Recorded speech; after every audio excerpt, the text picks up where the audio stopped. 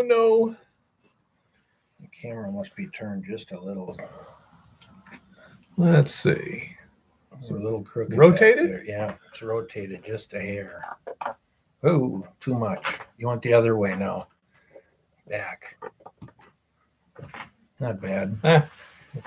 We'll live with it. Hey, everyone. Okay, sound check, video check, consciousness check. Barely. Yeah, she is. Resort dog. What? Smart girl, he says. Life as can be. Great. Okay. Hey, Lars. Hey, Lars, I was thinking of something. On that tray you're trying to make, might try embedding either like, 1/8" by 1/8" wire mesh in it, or maybe chop up some steel wool and blend it in with it before you cast it and see if that keeps it from cracking and stuff. Hey, Mr. Lodak, how's it going? So anyway, I don't know how many people can see, but if you look behind me there, those are my numbers currently. And so actually the week before, I think I broke the 2 million views, but I forgot about it. And now I've got a little over 750,000 on my most popular video there. Where does gold come from? So, well, we have one lady here. I don't know about the other two. Hey, Bryce. So that was kind of fun. And as you can see from the video I posted yesterday, finally 2 weeks, one video. We got that hopper feeder thing done. Lauren's, of course, is out of the hospital. He's still not up to speed, but I'm trying to keep moving, get a little better each day and stuff. And hopefully it'll be, if you add them all together, could be, Chris. And so anyhow, we got that done. And Wednesday, Eve and I'll head out to the ranch and start trying to rearrange the mill for spring. That's going to take a lot of rearranging, and I have to be careful because of my condition. I'm in a delicate condition. So anyhow, we ought to have some interesting video there. Also, I don't know if you're out there yet, Tricky, but we tried your roasting thing on the resin, and I have some pictures. Yeah, exactly, David. I have to be careful. Hey, Tricky, we've been experimenting with your roasting thingy, and I've got pictures and stuff. Hopefully by the end of next week, we'll have a complete video on it and everything. 300 degrees C is 575 Fahrenheit. So I roasted some of my resin at 575. Now this was room dried, room temperature dried, stage 3. So it should have had roughly 0.23, 0.25 grams of gold in the sample that I got. Roasted it at 575 for, I don't know if it was 1 hour or 2 hours. Guessing it was an hour. And then we just did it for another hour after that because it came out, it was just the little black spheres again. And so then I thought, well, let me just try cranking this up a little bit. So I went from the 575 to 800 degrees Fahrenheit and just ran it for a straight 2 hours. And then we started getting some shells. It might have been you, Tricky, or it might have been Javier down in South America there. But somebody sent me a picture of some roasted resin beads where it was like shells left over. You could see there were like hemispherical empty shells. And per, is that the way you pronounce it, Tricky? Yeah, per Per or pear? from Norway. That's cool. Hello. Hi, Tricky's friend from Norway. How's Yeah. it going? Okay, I thought it was you, Tricky. So anyhow, at 800 degrees Fahrenheit, pear. Okay. Hey, Grassman. So we got that, and then we thought, well, why not just try it? It was pretty easy. Hi, Jeff. Hey, Jeff. To just change the temperature. I just had a very simple program: starting temperature, time, ending temperature, shut it down. You know, very simple to program in. And so I would just change the temperature. You know, we'd run it, take a look at it, then stick it back in and crank it up. And after about 1200 degrees, actually, I think it was 1300 degrees, it was getting, it looked like it was a lot of iron oxide, like rust. But at 800, there were some things that looked like they had a gold coating on them. So we weren't seeing that anymore. So to get more oxygenation, because when we took it out, the surface layer was kind of rusty colored, whereas below it was still black. Mm-hmm. So I took it out, and I didn't have a brand new scorifying dish, but I had one that had just a little glaze of flux in it from previous stuff I'd done, which was a black color at the time. So we just put it in there. And just this afternoon, Lauren's been out there, and when he ran it at, I think it was 1600, it was 16 or 1700. It was pretty high temperature, but not enough to actually melt gold per se, but more like a high Kupelling temperature. Hi, Chuck. Hey, Chuck. And he said that and he sent me some pictures, the resin shells disappeared. The flux turned to an emerald green color, and there was kind of a dusting of dendritic gold on top of the flux, because now it was hot enough for the flux to actually melt. It was already in the scorifying dish. So then he put some more borax on there, and a little bit of borax, heated it up to, I think he said 1900. But anyhow, he got a nice gold bead there, although he wasn't using, oh no, he was using the hand torch. That's right. He said, because he didn't have the right glasses. It was hard, because I'm not sure where the glasses, the standard ones are, but anyhow, he didn't have them with him. And so he's using a hand torch, like a torch assay, and is kind of swirling it around stuff. And he got, what was that, 0.14? Do you recall what that was? That's something what you said. Like 2/3 of what you wanted or something. Yeah, it was about like a 0.14 or something it was 66.8% of the theoretical max. And it definitely wasn't done in a way that would guarantee collect all the gold in that sample. So that was very interesting, Tricky.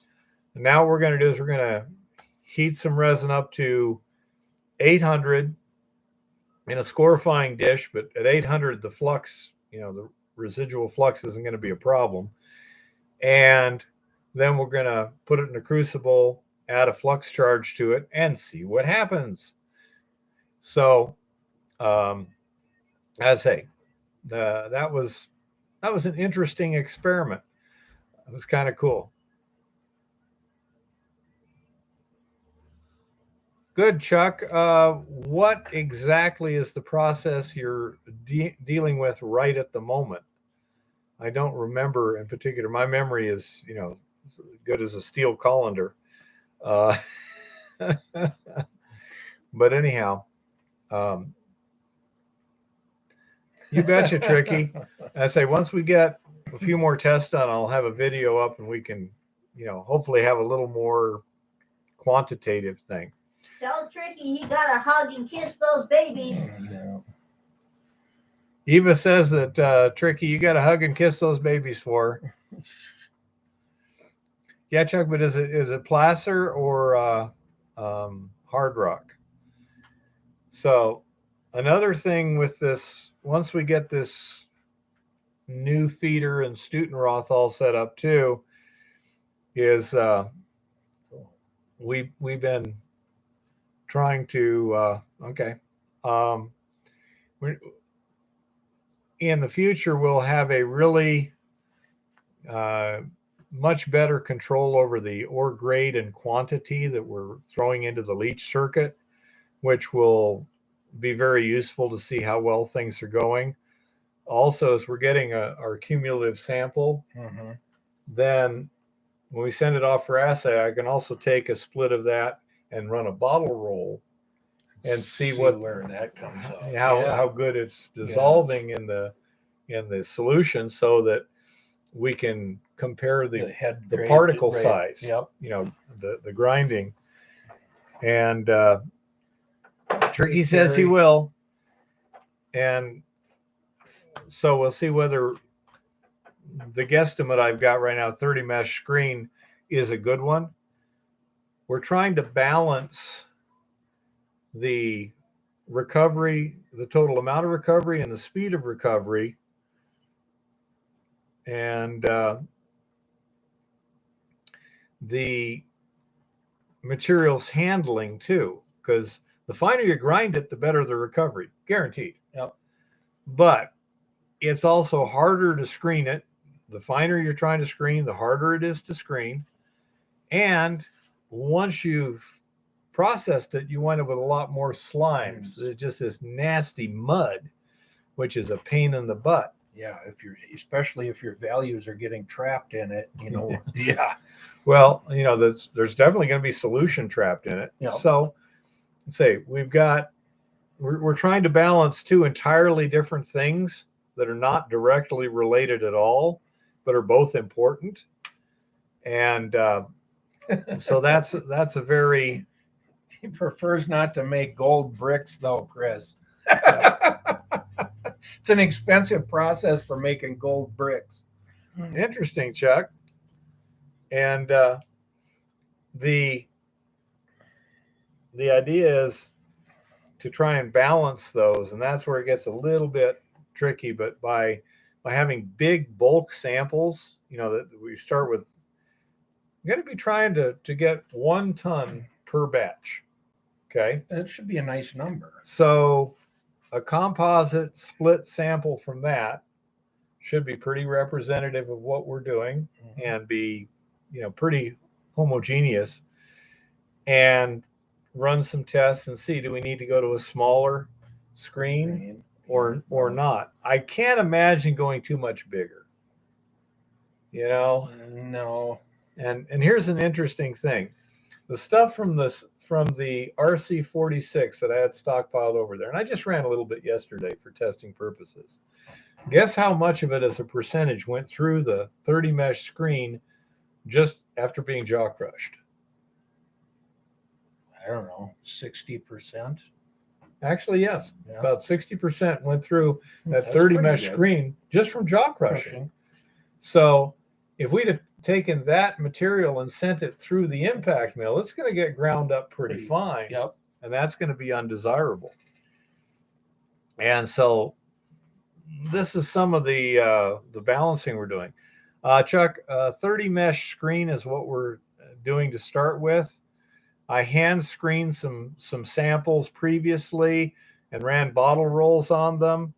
And it looked like the 35 to 60 mesh, which was the screens I had, was still getting pretty good recovery in a bottle roll in 24 hours.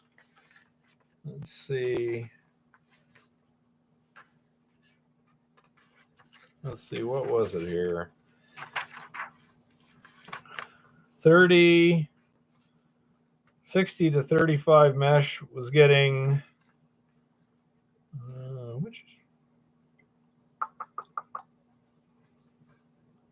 that's 35 mesh plus. Sample. Starting grade. This is getting pretty. Oh, I see. It's different time frames. Okay, that's what's getting me. In 24 hours, the 35 to 60 mesh had 65% recovery. An additional 24 hours only got another 3%. 3%, yeah, 3%. Now the 60 mesh minus was running 95% recovery in 24 hours. So clearly, the finer grind will definitely get you better recoveries. Yeah. And so it's real easy to replace the screen in that feeder. About $20 for a chunk of screen and about 15 minutes. Oh, that's not bad at all. It's not hard at all. No. And so we can, get a good idea of what's happening and then say, okay, that recovery is not as fast as I'd like to see. Let's go ahead and screen it finer. And I mean, we can play games. The thing is, as we get the screen smaller, the throughput's going to get slower. Yep. But we shall just have to see what the deal is. And right now, in terms of feeding and everything, it's all going to be hand fed and hand service and stuff, because it makes it real simple to figure out, to make adjustments too. Yeah. So that if it's like, well, okay, we need to slow down, speed up this. You're not trying to adjust feeders and stuff. It's like just that one vibrating feeder there is the only thing that does anything automatically, really. Well, Chuck, you need to get some classification screens and just, sieve it. And it's not terribly difficult in small quantities. If you're doing it in large quantities, it takes forever. Yeah, but if whatever's coming out of your mill, run it through a stack of sieves. Yeah. And you can get the amount in each size of what you've got, and then you can kind of calculate from there. Yeah, that's what you do to do a size analysis. I mean, that's what everybody does. That's what big companies do.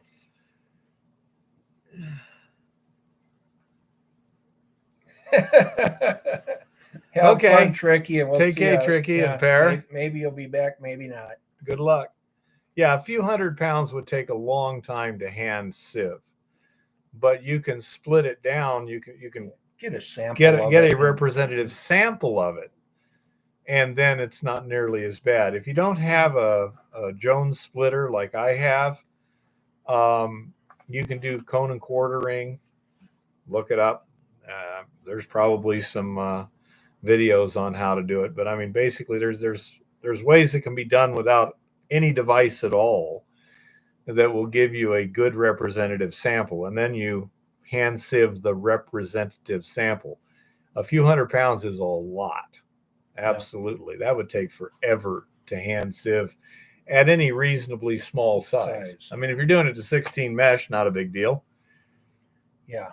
And but that's how you would do that. In my case, it's going to become a lot easier to do representative samples.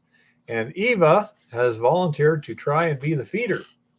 Well, yeah, keep up with the buckets and dumping them back, or what? Well, it's not that hard to shovel 500 pounds an hour. No. Okay.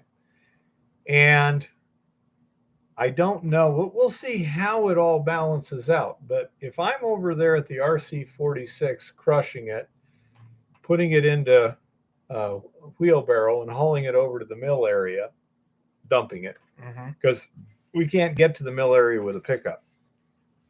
And so I can get the jaw crushing done, haul it over to Eva, stack it right next to the Stutenroth. And so she can sit there and shovel out of that one stockpile and shovel the stuff that's coming out of the Stutenroth back into the hopper. Right. And then we'll see how hard it is for her to keep up with the buckets, but she might easily also just change them out. And once she's got and then when I'm over there dumping a wheelbarrow full, I can sit there and just throw buckets in.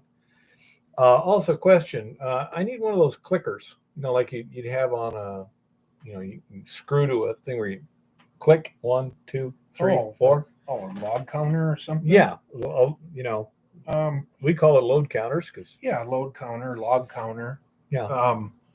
Trying to think of where I got my last one. I think I got it at I think Rockhand Hardware had them. Rockhand? Okay. Yeah, because I put them in my excavators when Yeah. the guys are feeding the wash plant. I want to click on You wanna every know bucket how that many goes in the buckets. wash plant.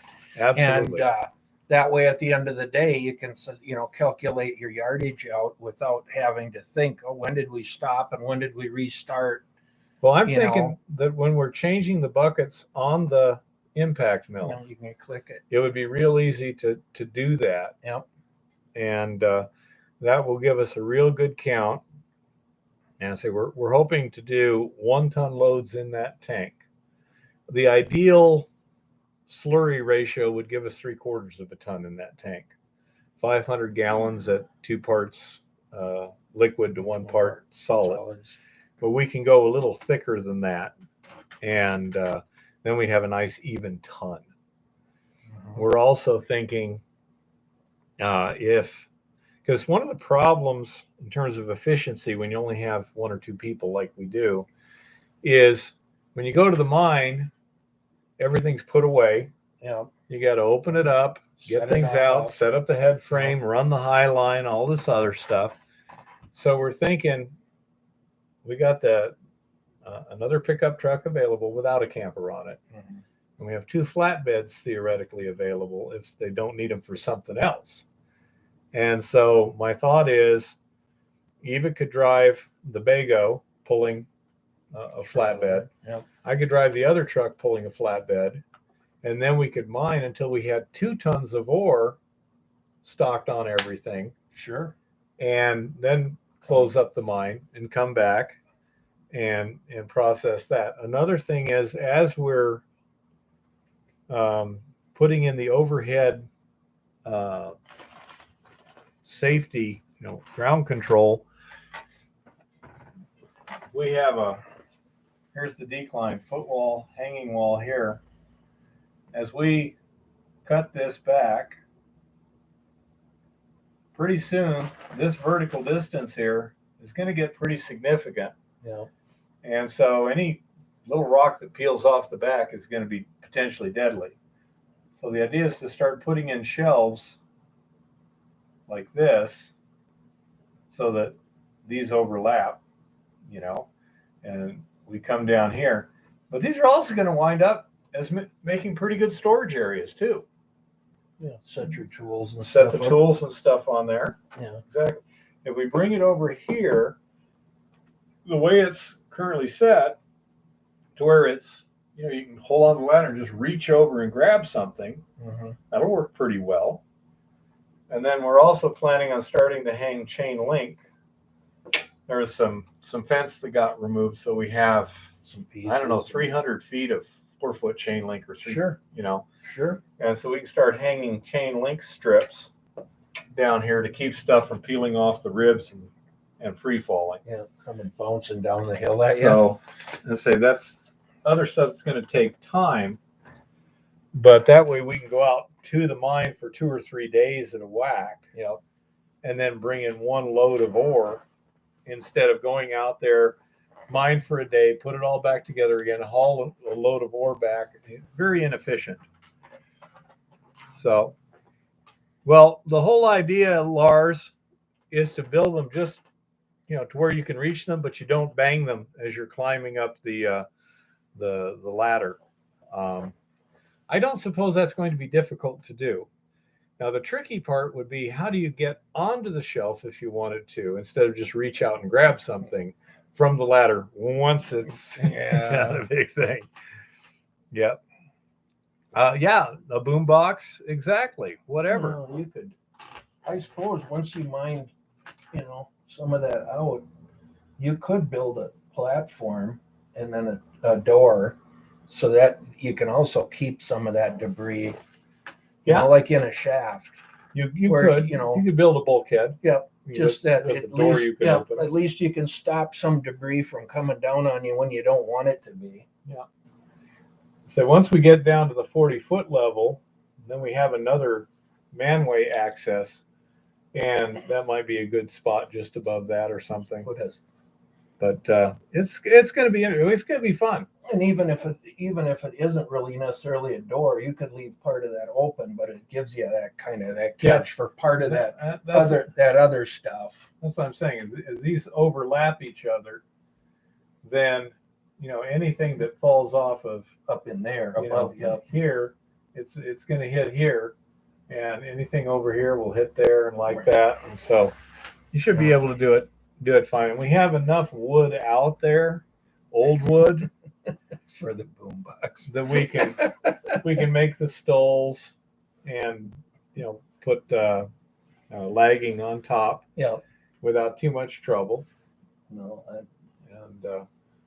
And my thought is, for the stalls, we'll just cut little sockets into the wall. Mhm. And then once it's in place, I'm planning on taking a drilling it an angle through the stall and into the wall drive a on piece both of sides, and then just rebar take a piece of bar, in. Yeah, rebar it. tap it in. Yeah, good idea. Kind of pin it all. Yeah, Zioxio. Exactly. Yeah. I've never been in a shaft when stuff started falling down, but I've been near a shaft. I've been hit by rocks. This wouldn't have been thing. They were pulling. They had a bundle of pipe. The cage we had some platforms that you can tilt up so you could put tall stuff. In this case, it was 20-foot 2-inch pipe, and they had it strapped in there. And they didn't put a boat on the bottom of it. Yeah. So when they pulled it across to drag it out of that, a couple of the pieces went through right the through gap the floor. between the cage and the shaft, and just, I mean, Javelins on Yeah. going down. you're hearing 20-foot chunks of pipe coming down that shaft. Ooh. Oh yeah, that's it. Ouch. Luckily, to say it was, I was able to just basically back off and go to a cross drift there. Yeah. Yeah, Yeah. but that spears. shut down the shaft for, I think it was a couple hours, because they had to get shaft men And first then of go all, check everything out. and they on have the to way go down and check everything and pull them out. And I mean, it was a mess. You know how it is. It's just you don't work fast in a shaft, not for long. Well, even in an adit or anything, sometimes it doesn't go as fast as you'd like. Yeah, sure, Ed Henry, Keith. Talking about old wood. Yeah, that would be called softwood. Yeah, that hardwood, after a while, no more. It could be worse. It could be dry rot. Ooh. Man, harsh. Harsh. Well, I heard that happens when there's no stones to go with that wood. I think David meant now it begins. Yeah. Yeah. So, but yeah, that was kind of interesting. That again, it was one of those things where it's like, I don't know what's happening, but I'm not going to be where it can ricochet out of that shaft and No, hit but me. even just a little rock the size of a quarter coming down at you, from any distance is, it hits you in the hand or something, you're gonna hurt. Oh, absolutely. It doesn't take a very big rock. Yep. So say we're going to need some overhead ground control. Not so much ground control as debris control, Right. But again, it will give us some extra things. And unfortunately, we're probably going to have to deal with pack rats on it. Maybe the activity will keep them away, but there's pack rats there, and that would just be perfect nesting area. Yeah. Yep.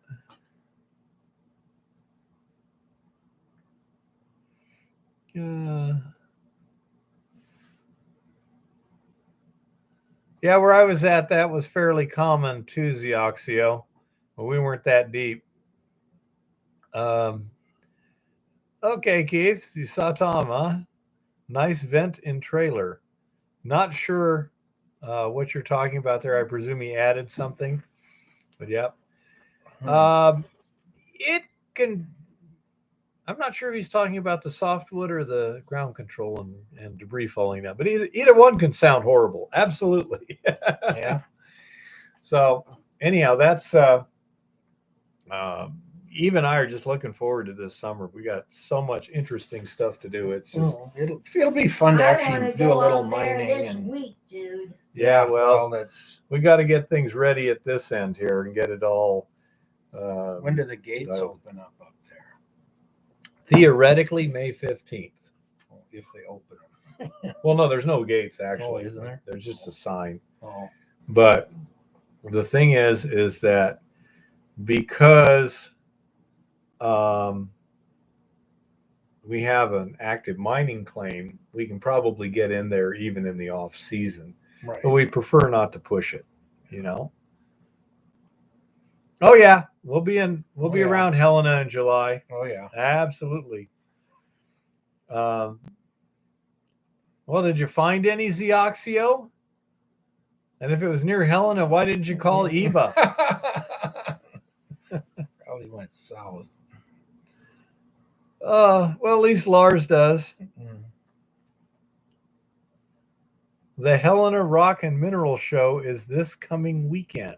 I haven't even heard about it, Zeoxio. Yeah. Huh.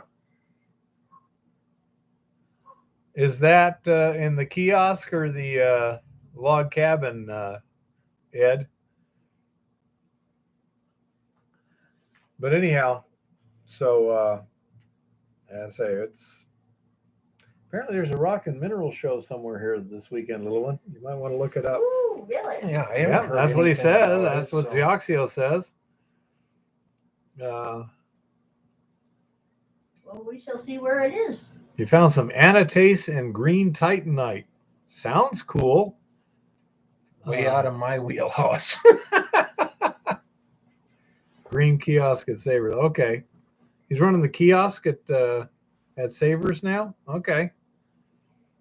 Instead of the log cabin. Whatever. It's actually in some ways it's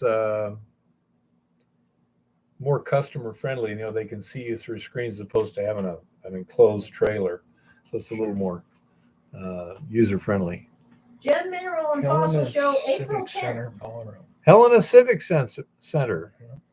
Zeoxio says. 6 and 10. Yeah. I know where the Civic Center is, Zeoxio. That's cool. We've never been in there. It's actually an old shrine temple. It's the only minaret in town. That's cool. It's really odd when we first 9 showed to up. 6 on Saturday, 10 to 4 on Sunday. Yeah. And it was like, that's a pretty big mosque. Yeah, that's what it looks like. Where did we move to here? You know, it turns out I no. don't know. That was just the architectural design. That was built a long time ago, though. Yeah, Well, in yeah, the the, 20s, the Shriners 19 gave it to. Yeah, that was built a long time ago. Yeah, the Shriners are kind of a Middle Eastern derivation sort of thing. So they got that. Yeah. What's our experience with cold fusion? I have no experience with it, but I'm of the opinion that there's something there. And when Mitsubishi Heavy Industries is involved, there's usually something there. They were looking at it to actually burn up nuclear waste For using cold fusion. using Wow. cold fusion. Yeah. Hunter Biden's Secret Service are living in luxury. Yeah. Open front, cooler for day heat, and no smoke. Cool. Anyhow, that'll be interesting this weekend, little one. We'll have to remember that. Yeah. She'll probably remember. I'll probably forget. I get involved in stuff, and you know how that goes. Oh, it is kind of nice being busy, though, because then I don't have to worry about how I'm going to kill this day. Don't you hate that? I have no problem. Every day goes flying by, and half the time I can't remember what I did 3 days ago. Well, then it must not have been very good. Well, it's just you just fix and do and fix and get the next thing done. And I did yesterday. I did build some yabby pumps though for poking in For the you or creek. for someone else? For me. Okay. I built 3 of them. Okay. And I'd watched a few guys on YouTube with them and that, and I thought, I should really have one of those. So I got a 10-foot piece of PVC and a couple pieces, I guess, and just started cutting and hacking and Messing stuff yeah, up. no, they turned out great. I probably should have brought one. I haven't done any up on the Canadian Shield, but we do have someone who's often here. Is that Goldstream, isn't it? He's up there. Yeah, he's up in British Columbia. Yeah. I think actually he's in Alberta, but he mines up in there. Yeah. I say Alberta, that's definitely Canadian Shield there. Yeah.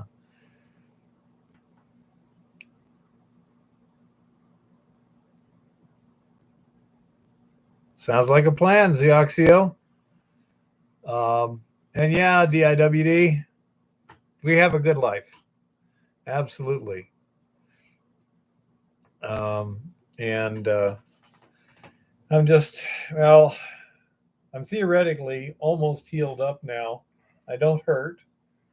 Everything's doing fine. I've got good energy. Well, that's good. But I had to be careful because you feel too good, and then you're gonna do idiotic things. When I start lifting, like wrestling that impact mill of mine, use winches and big bars or something. Yeah. Well, let's say we shall see what we shall see. Shouldn't be too hard. I don't think I have enough winch cable on my 4-wheeler. Otherwise, we could chain it to the tree and then winch it across with the 4-wheeler. Well, the problem is the you can't get a vehicle in there because there's bushes planted all around, like 8 feet apart. But the 4-wheeler's only a little quad. I thought you but meant the winch is powerful as hell. No.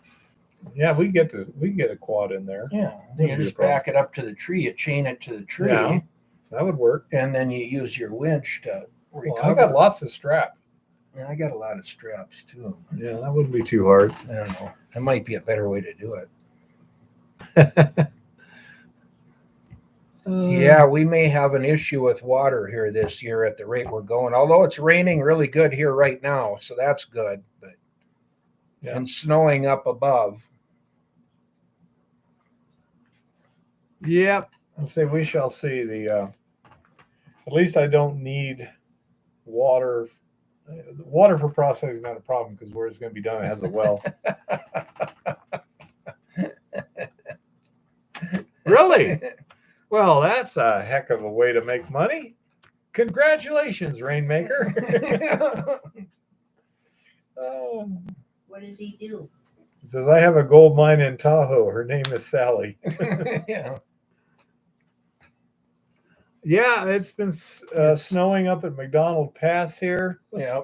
What's it doing right now? Well, it was just rain yet here in town, but they were saying, 5 to 10 inches up above tonight. So who knows? It looks a little, sleety. cloudy. Yeah, we could have ice in the morning too. I don't know. Yeah. Depends on what the temperature does. Wouldn't be surprised. Roads probably won't be though, because the valley here has been too warm for too long. Yeah. Anyhow, so that's basically what I've been doing. So what have you been doing? Looking at a pickup truck, huh? Well, watch mining videos. Depends on we've had a few days with on and off rain a little bit, and so work outside for a while, and then if it starts raining, go inside for a while. It's been a little cool this week. Yeah, it's been kind of it's spring, I guess, but I got most of the oil leaks on the truck taken care of. Did you? Yeah, the one on the back, there was a fitting where the tube from the oil pressure sending area, hooks up to the old tube there. Yeah. I had to put a splice in there once, and that was leaking, and Lauren felt that, and then got that taken care of. It's still dripping pretty bad, and it's coming from the front of the engine. I crawled under there and looked, like, wow, the side of that oil pan is really clean on this side, not the other. Oil pan That's- gasket. the bolts were loose. Oh yeah, So I that had to- happens. The most Chevy engines that do that. So, I mean, I tightened them all up on that side and everything. And boy, I parked the truck today and there was only 4 spots of oil underneath it, 4 drops. Like, sweet. I knew something was getting a little bad when I was coming back from Lauren's house 2 days ago, and I could see the smoke behind me. Well, it's hitting the exhaust. He was hitting the pipe exhaust, manifold or yeah. whatever. Pipe. Yep. No, I was working on a high banker, getting that cleaned up and changed out. I got to change out get some new hoses yet. Couple of my small sluice boxes I got out because I'm going to have a mining day with some veterans here that we're going to go out and have kind of a small group and do a little bit of gold mining, a bunch of us. So that'll be kind of fun once we get a couple warm days in a row. Hey, Tom. You know how it goes.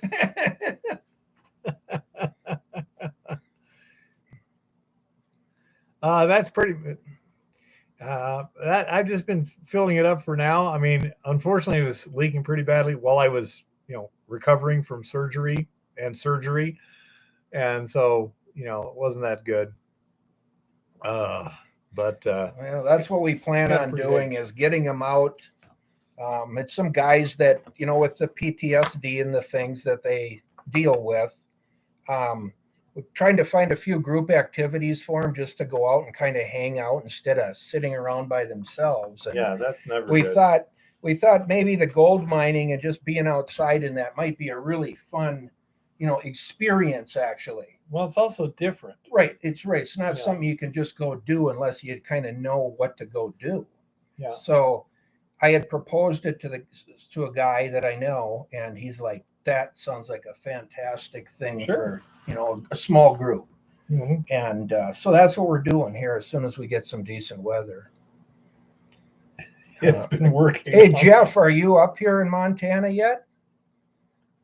Are you just watching our Not weather? if he's smart. Yeah, we're supposed to get some real high winds tonight, 60, 70 miles an hour. Yeah, so I've heard. Oh, No? and Well, there's no hurry. There's a lot of snow yet up in the Elkhorns from what I could see. We went up last weekend and did a little shed hunting over on along Clancy and back up behind in there, and it's still pretty white up above. let's see. So today it supposedly got up to 56. That's about Possible. what it was. Yeah. Tomorrow 45, 32. Winds 13 miles an hour right now. I've yet to see this high wind. There's wind warnings and everything out for here. Tomorrow 30 miles Well, an hour, it that's says. just great. That means we're going to be out there being miserable at the ranch. Yeah, tomorrow No, might it's not be a Wednesday. nice We're day. going out to the ranch. Remember, we got Okay. other stuff tomorrow. And Wednesday is still only 51 degrees, but it should be sunny. Wind 17. That'll be interesting because I won't be able to stand that new tank up until I've got a fitting on it, at least that I can, put some liquid in it Right, to yeah, hold it to in hold it down. place. Yeah. Yeah, we shall see. My thought is I'm going to need a T and then 2 valves, one for the pump to be injecting and the other one to Draining. So I'll have to get all that figured out. It's got a 2-inch fitting on there, no Sure. problem. Sure. Oh, missed a few. Your building was shaking in Butte?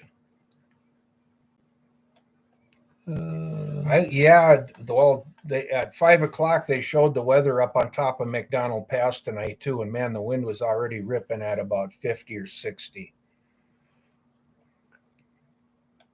Let's see.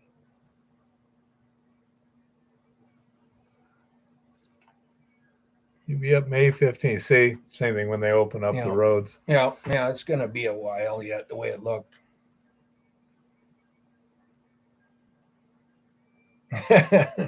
You smoking something, Tom? Keith kidnapped Eva. I shall fight Keith to the death on the live stream this summer. Loser has to register as a Democrat. Well, at least it's not an impediment. That's like being Russian dead. roulette. And you notice that's actually a pretty good joke because the loser who would be dead has to register as a Democrat. Yeah. See? It's pretty good.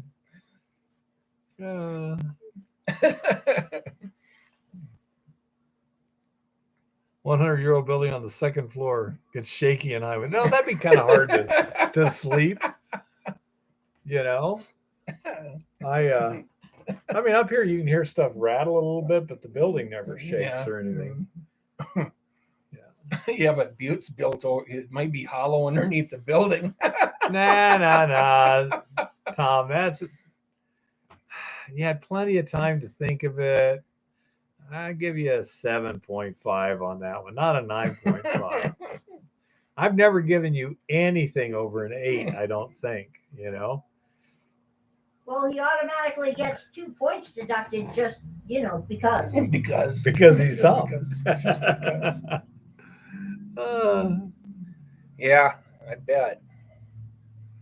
Well, I guess Butte is snowing like crazy right now, huh? Says the whiteout. Yeah. There have been mine collapses on his street. That's what I said. The house you live in might be over a big stope or something that's all hollow under there. Hate it when that happens. Yeah. Hey, Ma, where'd the neighbors go? I don't know. They shot. I don't know. The house is gone too. You know, they used to have a little uncomfortable, wouldn't it? I think it was in the 50s, late 50s, early 60s. They had hey, blind dude, a show where they did practical jokes and stuff, and I was watching. They were talking to this person. They said, "What was the wildest practical joke?" He just said, "We stole someone's house. This family went on vacation, and when they came back, the house was missing." And I was watching a YouTube video, I don't know, a couple of weeks ago, and the guy went up to his cabin, and he had one of them pre-made cabins brought in. Yeah. And he got there, and the cabin was gone. Yep.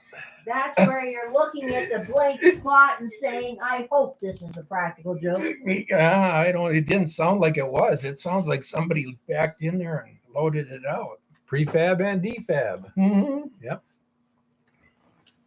Yeah, you need to bolt it together and anchor it well, I guess. Yeah, I don't know. Who'd think that they'd steal By your the way, cabin? But What? These keto glazed pecans are freaking awesome.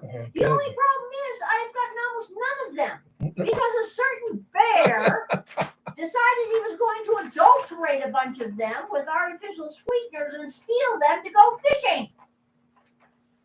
yeah. Well, I thought it was a good idea at the time. You better watch out. You still have one stone that I can take care of. Oh, anyhow. Oh, man. But yeah, can you imagine how weird it would be to come home and you get this whole housing development and your house is missing, and it's like there's the Joneses Yeah. and there's the Smiths. Yeah, our house is right here. That's where right there with that. that hole would is. be where that so hole was. disorientating. Yep, that would be bizarre. Oh, Wow. so anyhow, yeah. When are you going to be able to get back in the field? Do you have any restrictions like that where you're going, or are you just waiting for the Just snow the to? snow. We went up a week ago and tried to go in on one road, and it goes from basically no snow, and you hit the right elevation, and the road was probably 5 feet deep, and for as far as you could see, the next mile, Man, and it's like, we'll worry about it later. yeah, that's going to be. I know Bryce, Dirty Goat there. I know they just dozered in last weekend up to their camp and started moving equipment in up there and getting ready. But same thing, some places are melted off and some places are 4 feet deep. So Yeah.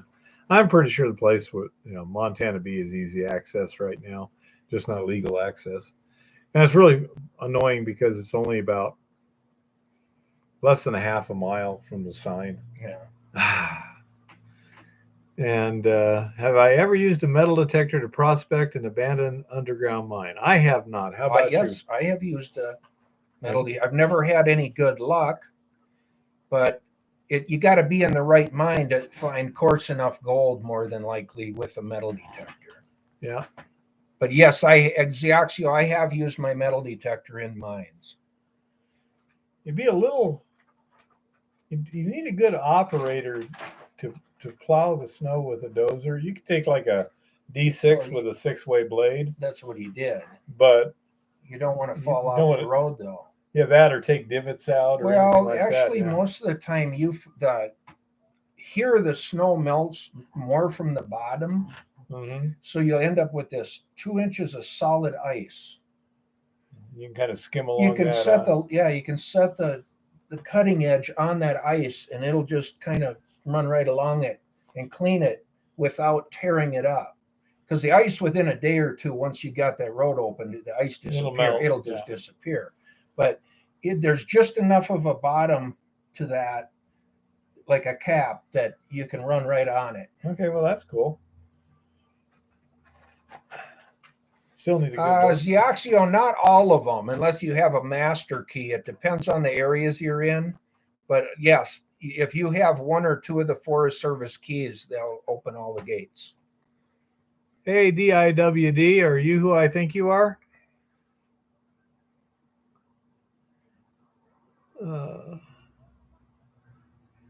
Yeah, Xioxio, but you can actually weld triangles onto the grouser bars if you okay.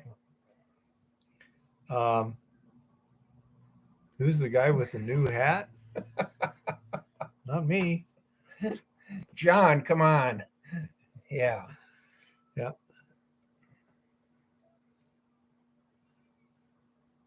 No, not much. It's pretty much dropping, but we've had in the valley here, we've actually had pretty mild weather. So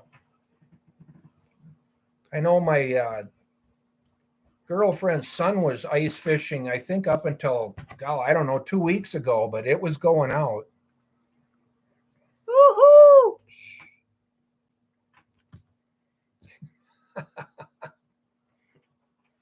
Mm-hmm. Yeah, when I went to Hauser Dam last week, it'd be a week ago yesterday. Yeah. And went fishing. It still had ice out there on lower Hauser Lake. I was going to say, did you go by Lake Helena? That might still have a little ice on it. Nope, that is that off? That melted off quicker. Well, that's shallower water, and it's not moving as much. Yeah. We did pretty good below Hauser Dam there. Lauren and me and oh goodness, his friend Clara. I'm terrible with names. And she caught 2 walleyes. I only caught 1. You know, they were hitting silver flashy stuff. Cool. You know, it seemed to be the silver was the key, and weren't hitting other colors very much. We're getting a few trout, good sized trout. Yeah, there's some nice fish down there. But so yesterday when I got that scale for the thing, I must admit I did spend a few bucks of my own to get some flashy silver things. Because man, you just lose. I actually caught 3 lures that day. You know, where you snag, you bring a line in. You've got another lure. Well, that's good. And they were all usable. I mean, I lost 2 of those. I mean, I netted 1 lure there, you know, but I lost probably 3 or 4. Yeah. You know, it gets expensive if you're. Yeah.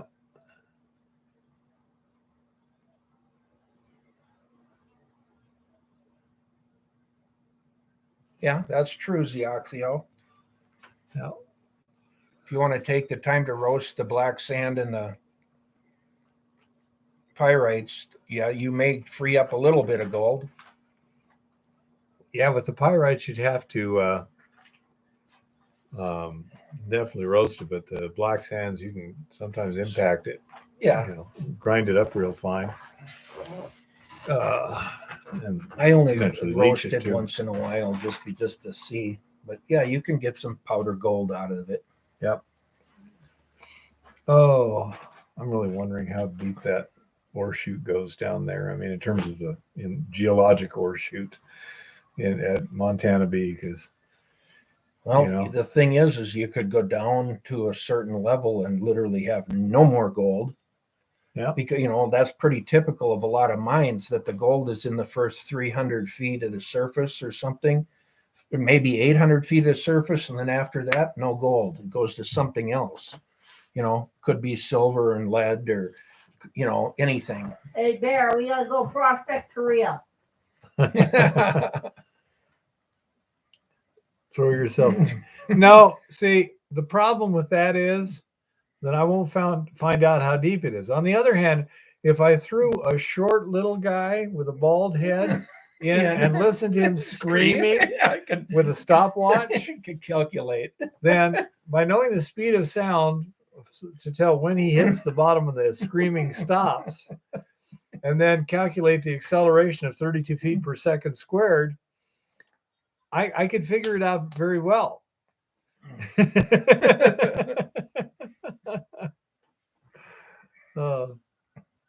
But anyhow, so I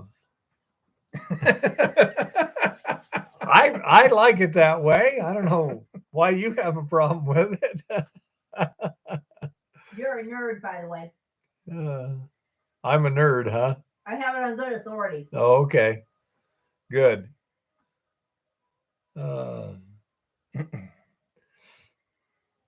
22 mile per hour per second. Yeah, that's pretty close. 32 feet per second squared. Yep.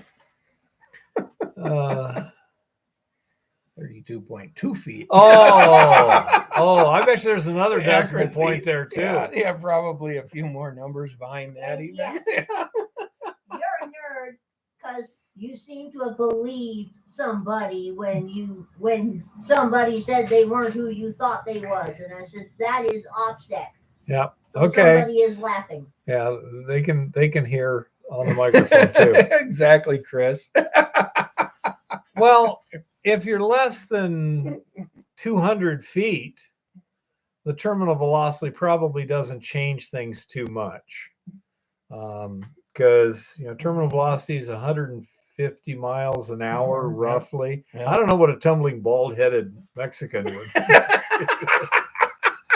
but figure, Oh probably my gosh. until you get up to at least 80, 90 miles an hour, I don't think that Doesn't the matter, air right? resistance is going to be terribly significant.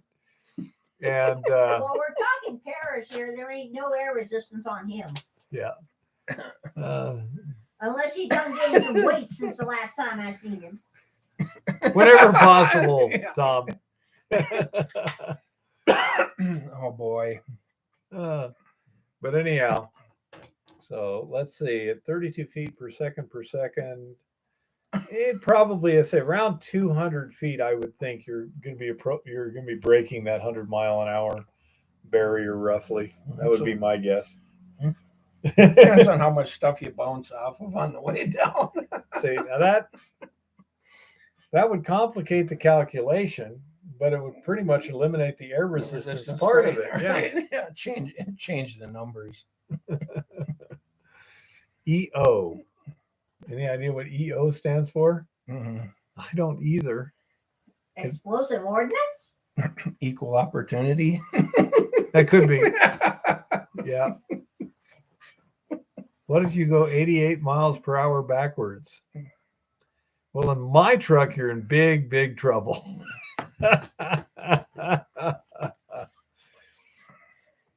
But anyhow, so let's say that's the evil plan. I got to try. Does anyone know how to do where I can use what I'm doing right now and show you a picture that's on my computer?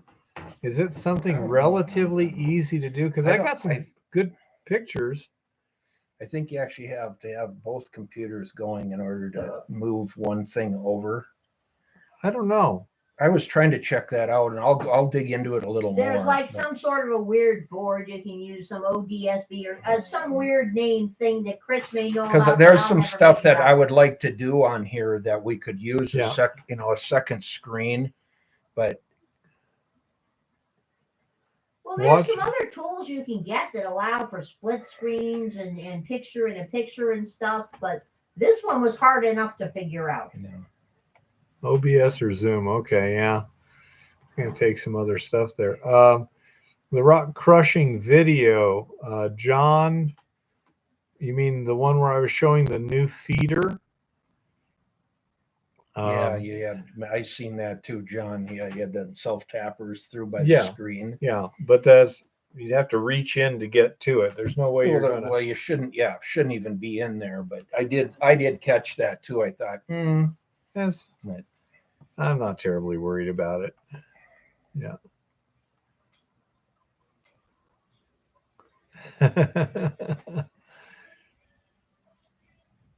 Got to delete system 32, huh? oh boy. But anyhow, so yeah, I just use them because you're trying to clamp the screen into place. That is not factory. Trust me. No, I see that. No, You know? I see you built a second pan and because that was just a feeder, wasn't it? Yeah, all that and was a that's- vibratory That's feeder. a vibratory feeder. Yeah, so you kind Exactly. of built a screening deck on top of that. Yeah, I don't know. We can try that to hold up the laptop because I don't want to move that camera there. Yeah, it's not easy to move. It's not. No, It's mounted on a screwed down, clip, yeah. so that would be tough. I'll see if I can get it.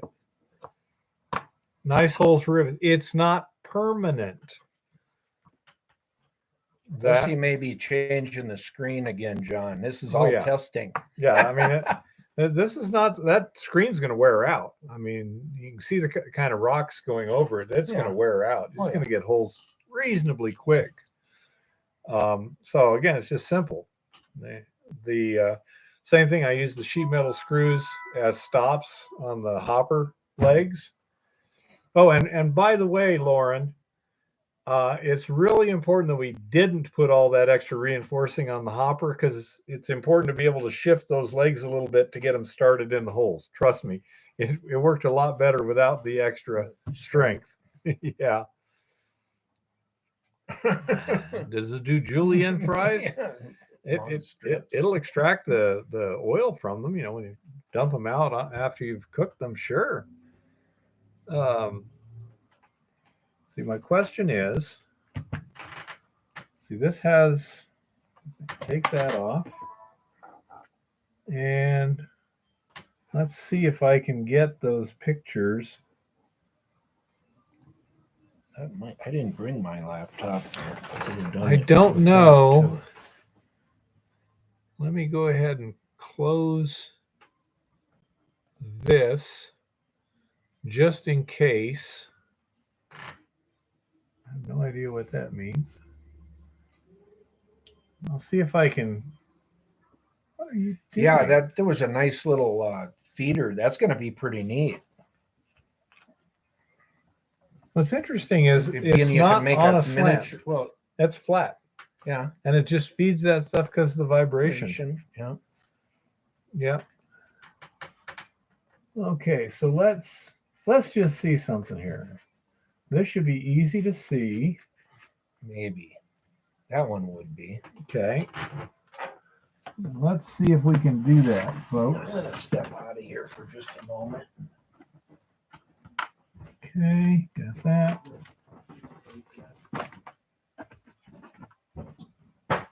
So let's see. Yeah. There's the bead we got. This actually works pretty good. That's the bead we got today. Lauren got that. And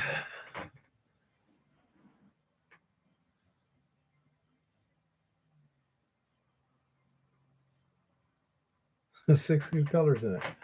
Okay, so let me, come on. click that.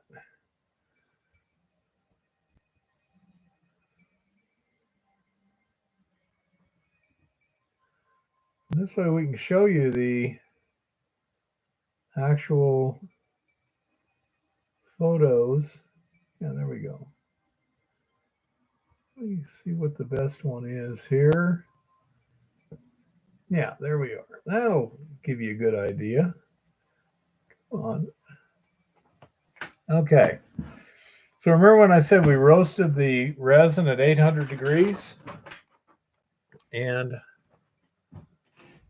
that is what it looked like. Lauren's got a macro lens for his smartphone. So that's what it looked like. And then we roasted it again.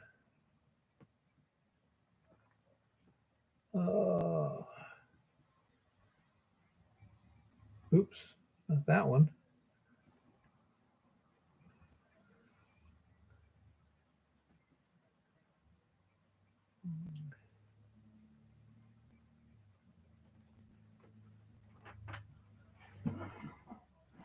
It got a lot duller looking. It didn't have some of the gold colored and shiny things. And so then, what the hell? Uh-oh. I guess the battery sucks. Yeah, that thing has basically no battery left.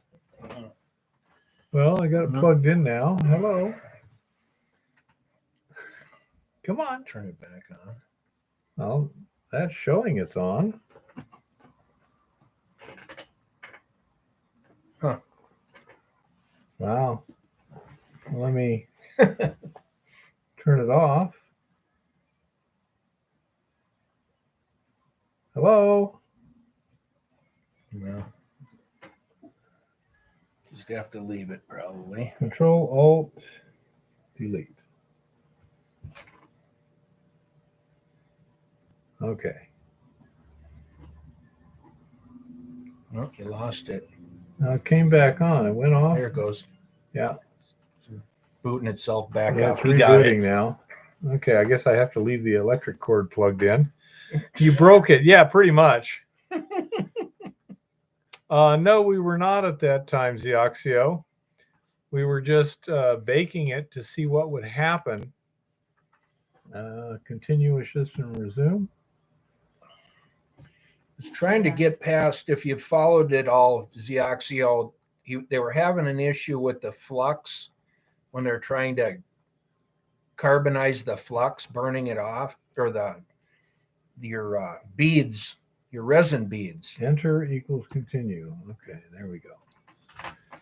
And because the idea is when we're using the flux, especially the litharge in the flux, to provide the oxygen to to oxidize the resin, it takes a lot of litharge. So if we can get rid of the resin first before we flux it, yeah, it is, Tom. I will agree with you on that one. So that's what we were trying to do. And we'll, see what happens. But if we can basically roast the resin away without losing too much and it looks like we did a fairly good job. I think so. You're getting dialed in on it. Because the recovery was 66% when the recovery step sucked. Okay.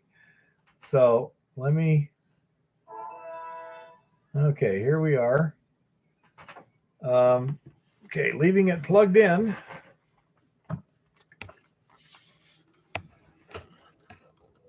So looks fairly similar, although Lauren was saying that the shells look less thick. They're thinner and they're getting duller. We don't see the gold shiny stuff anymore. So we went and put it in a scorifying dish And when we got to the higher temperatures, like 1700 degrees, the scorifying dish was not new. It had been used, so it still had some flux coating it. And so this is how it wound up. And at the bottom there, that kind of yellowish looking stuff, according to Lauren, is dendritic gold, which we saw in some of our slags. Mm-hmm. So then he went and played the other magic with it, with a torch, and wound up with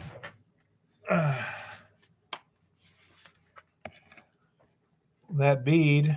And as you can see, 0.147 grams. So did pretty well, considering that wasn't what we were planning to do at that step. The flux in the dish seemed to have dissolved the iron oxides and left the gold floating on top. So that's good. It apparently worked fairly well. The next step, we're going to cook it at 800 and then just directly flux it and see what the hell happens. Yep. Because that, initially seemed to be a fairly Good number. good number. Let's see. Now I'm going to leave this here because there may be something else I want to show. Discuss. Well, say now that I've got a way, it actually shows up pretty good like that. So I could, there's other things I could potentially look up or whatever. So I'll just leave it up and running here. Anyhow, so say that's not a bad result considering. It's not ideal, but then we weren't even trying to get a result at that point. Canthal in stock yet? I don't think so. Let's see. I think they said it was going to be mid-April before it showed up, Chris. Let me see here. Ooh. Best to open a new window, dumbass. Almost lost you guys.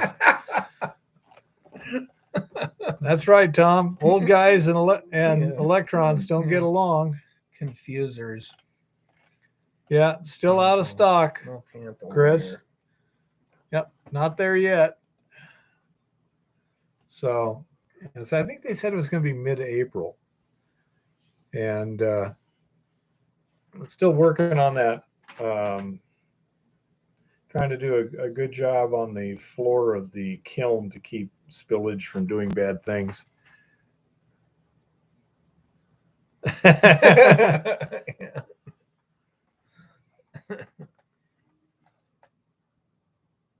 Yeah, the thing is, John, the iron is apparently already there in the resin. It's not surprising. It wouldn't surprise me that the resin is absorbing iron too. Yeah.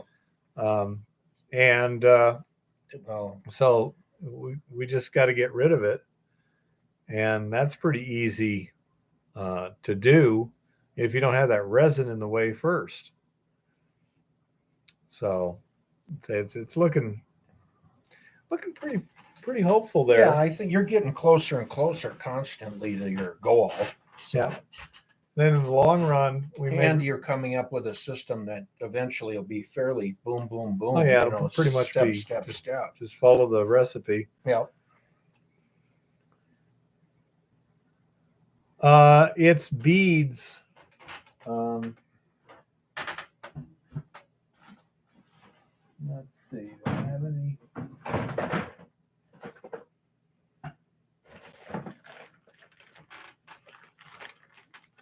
Well, that's some resin.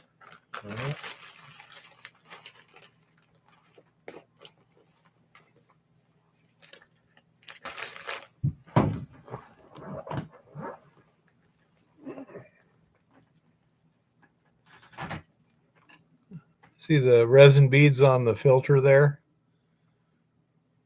That's the size of the beads. Just Oh yeah, and that's true too. Lauren came up with a good idea, and he after the 800-degree roasting, he said, "Let's try a magnet on this." Man, they were magnetic as heck. so they are picking up iron. Yeah, there's iron there. Yeah. Absolutely. Well, that's part of your issue, probably, is that iron. The I don't know if hydrochloric acid would take out the iron without taking out the gold. That's another thing too. You don't want anything that'll take out any of the gold also. Is it possible? Absolutely.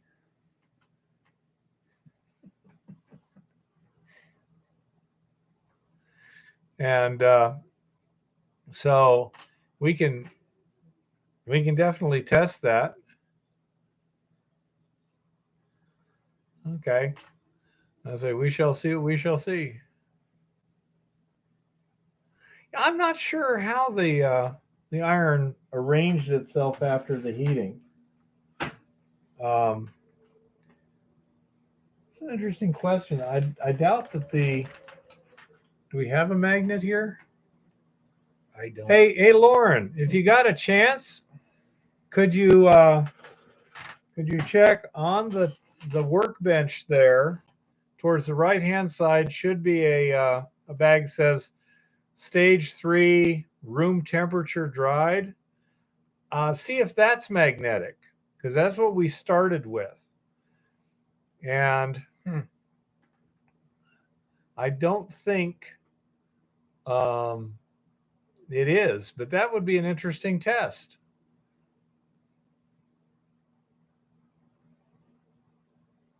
Yeah, but again, Zeoxio, as soon as you're starting to do this step and that step, instead of just, one after the other, but now you're working in parallel, we're adding complexity. In the long run, we may elute this, i.e. put it in a solution and, electroplate the gold or something like that. One of the big advantages that is you can reuse the resin theoretically. Yeah, it is. But anyhow, and you can make it more confusing, David, if you keep adding complexity. Yeah.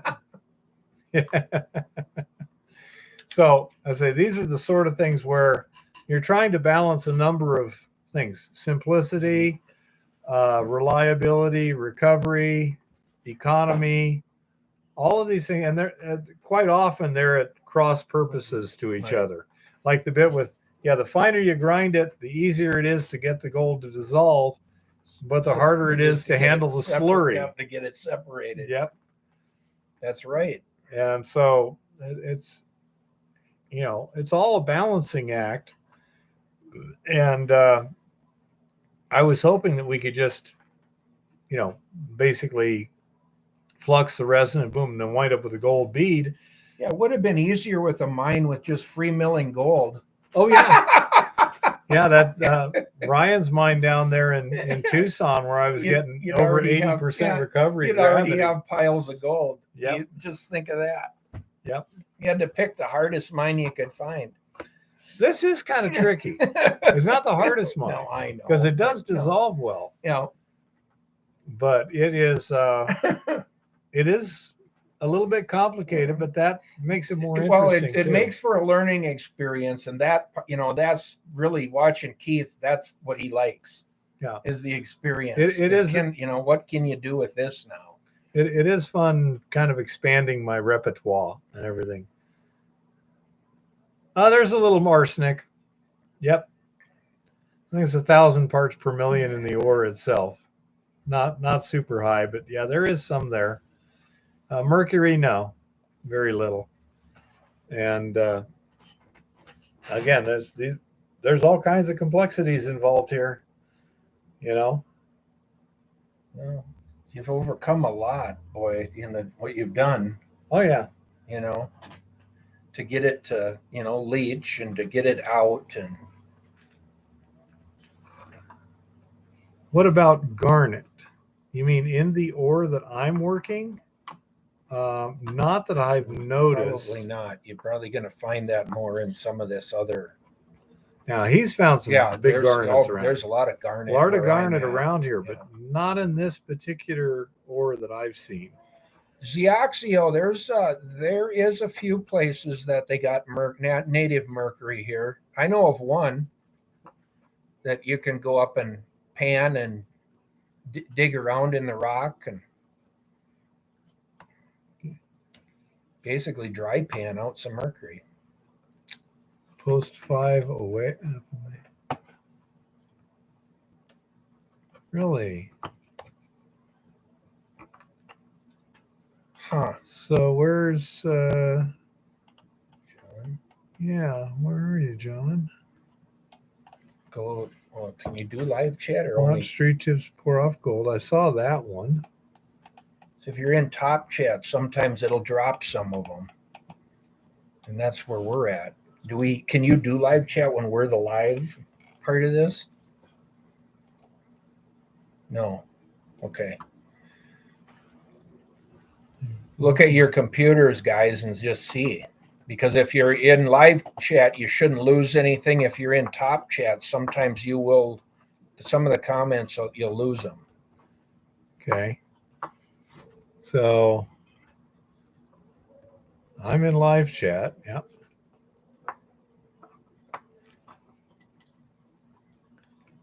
Okay. Lauren went to the shop to test. Cool. So that's kind of nice. But Yeah. his computer's in his house. So evidently Clara's there. Good. Notice it doesn't say I. Clara is a good cook. She makes she's paying attention. She makes some very tasty food.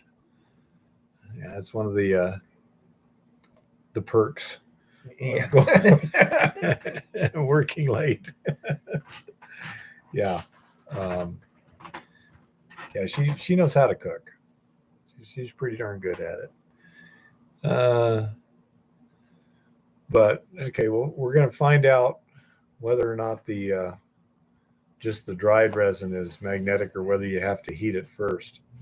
But yeah, that was kind of funny when he thought about that yesterday morning. You know, we were looking at, he's got these little watch glasses. And so we take the sample out and he just takes and puts a little bit on the watch glass. And then he took a magnet. It's like everything went clunk right there. Wow. Drug it all the way around.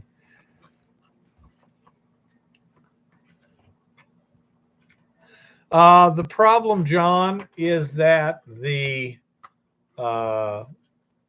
temperature drops to where the solution out at the mill also freezes up, and there's nothing you can do about that. It's probably been, well, I know it's been below 20 below zero out there this winter. Oh yeah. And there's weeks where it never gets above freezing. Yeah. So it's just undoable. Well, if you had a big facility or heating, you could do it inside, but yeah, it would be the expense would probably outdo the. I'm sure it would, gain, especially when you don't have line power or a gas line. I mean, you can't mine really in the winter up there either. So. Yeah. So I say there's certain limitations. So I guess you're better off looking at it as a 180-day season, and that's the way it is. Well, the other thing too is theoretically we could be loading resin during the summer and not worrying about processing. Well, and even like right now, if you did have a big ore pile, you could be out there, running right now probably. Oh yeah, I've got an ore pile out there. Well, I know, but I haven't been able. I mean, like a whole summer's worth of ore that whatever you don't do in the fall, you can finish up in the spring. You can extend it. Yes. Right. So you can extend your season to, I don't know, 9 months or 10 months maybe. Yeah, you can extend it some, but there comes a point. In this case, it was probably around the beginning of December where it really started to freeze up, and a couple weeks ago the mill was thawed out. Even if you were to set it up, almost like, About 4 you know, months. Chris is saying, well, even a giant greenhouse, just a big greenhouse that, you know, you might have that couple months are really, really cold where you can't, but then after that, you could pretty much operate. Well, I another bet you could get close to 10 months a year here inside if you had that. another possibility in some places is they do have geothermal stuff around here. Yeah, You know, we got the hot springs just down right the up road. yeah. So There- if you there had is that available, that might make for a good thing. Well, you take over for a minute while I All take right. a short break. Well, after Eva, we were going to go into talking about basically the 5 types of mineral deposits that, you know, to pay attention and watch for when you're out in the field, you know, this next season. And I'm sure we got a few guys on here that can kind of add to that conversation when we get to it too. I know Zioxio's a geology student, so we got a good guy there. We got Chris, of course, and a few other people in here that can probably add. Yeah, that's what I was saying, Chris. You know, actually a big polytunnel or one of these newer, you know, buildings that they're putting on these farms and that, just a fabric building, would actually give you, short of the really cold weather, you get that passive solar heating inside that building. It would, I think it could do 10 months a year here. You know, if you wanted to, you know, grind and keep moving forward.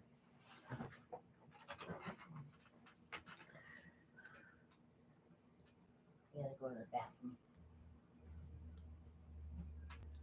Well, yeah, I say it's theoretically possible, but there becomes the question of is it worth it? And definitely right now it isn't. But yeah. But if you got to where you could do, you know, a few tons or 5 tons a week and the values are there, it would probably be worth extending your season on both ends to continue what you're doing. Okay, Lauren says no magnetic response to any of the dried resins. But then after it's heated, you get the Once response. it's heated, you're aligning the ions in the iron or something when you or when you burn the stuff away, then the iron can get together. Yeah, I agree, Lars. Money out now. Here's another thing you could theoretically do. If you had a big mine, okay, do it inside. You could work underground. Yeah, you could work in the mine and you know, take it out in the summer. You know, aligning the dipoles. Yeah, because if you align the dipoles, it gets magnetic. Now, how does it align the dipoles specifically? That's the question. Yeah, transfer of heat. Yeah, well, yeah, but it's exactly what is happening on a molecular basis. I'm not sure. I don't know either. But yeah, definitely. And that's another thing. It may be a good test.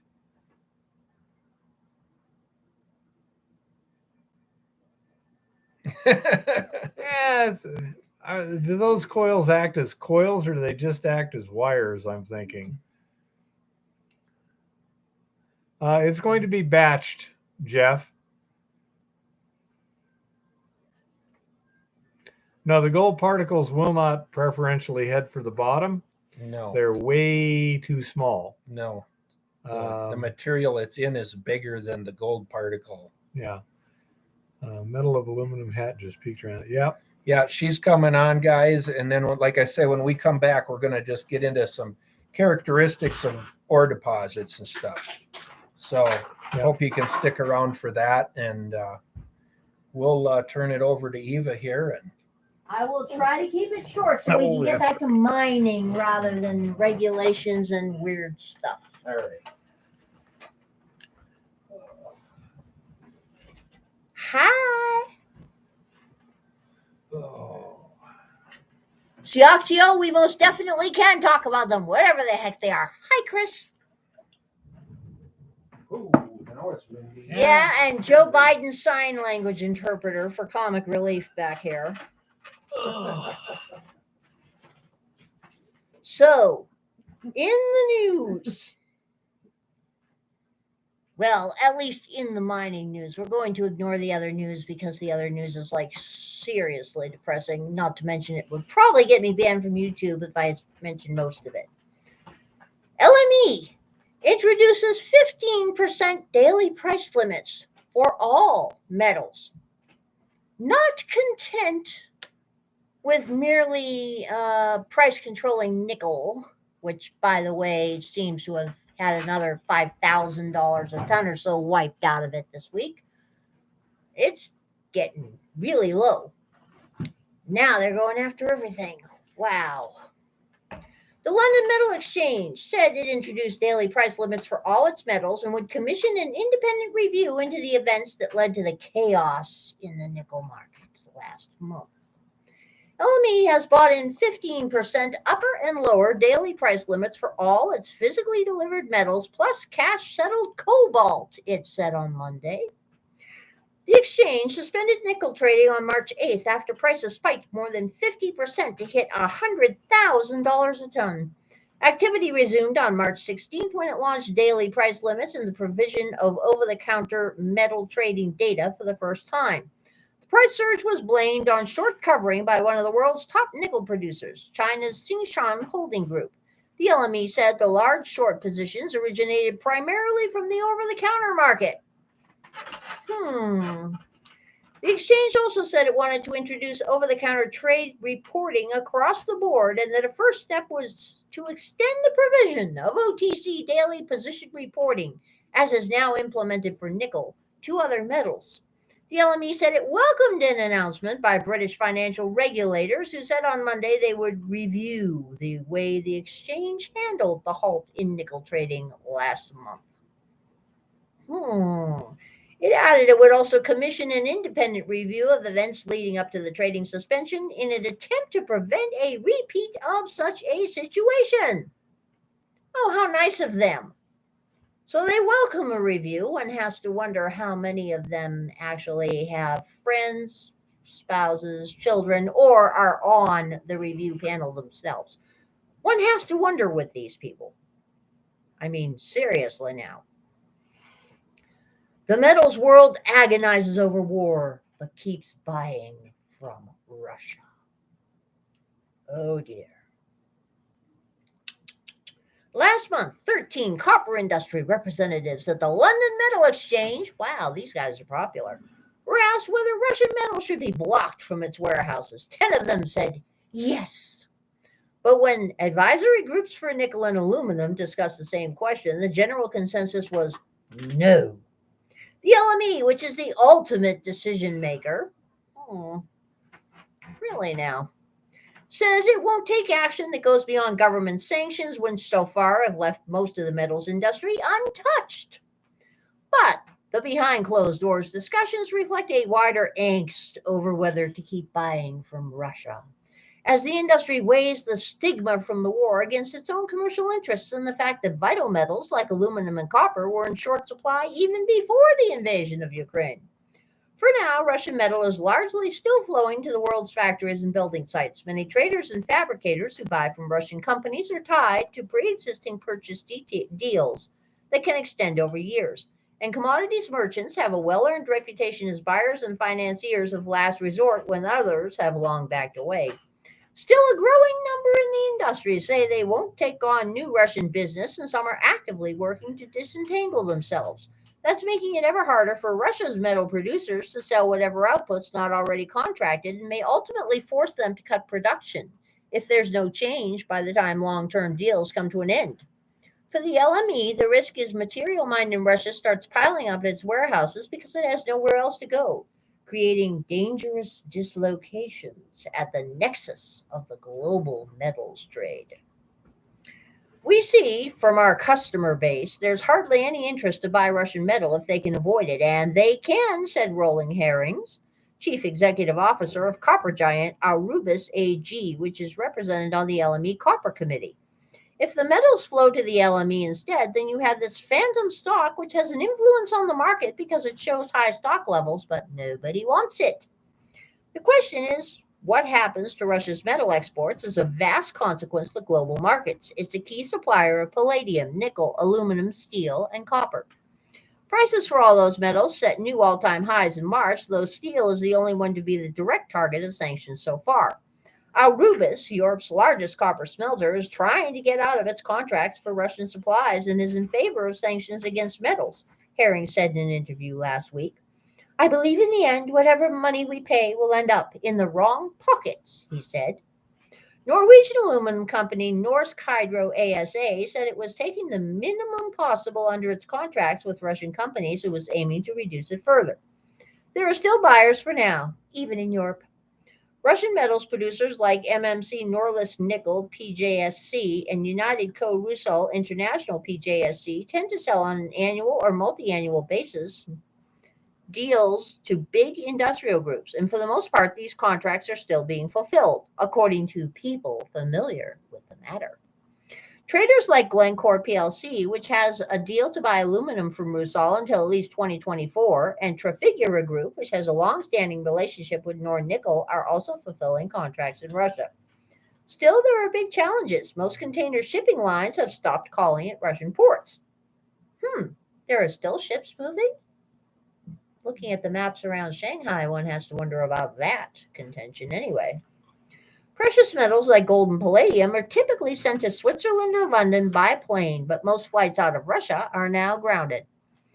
And few new deals are happening. Glencore, which has been one of the largest traders of Russian commodities since the days when founder Mark Rich struck agreements with the Soviet Union, announced last week it would do no new business in Russia.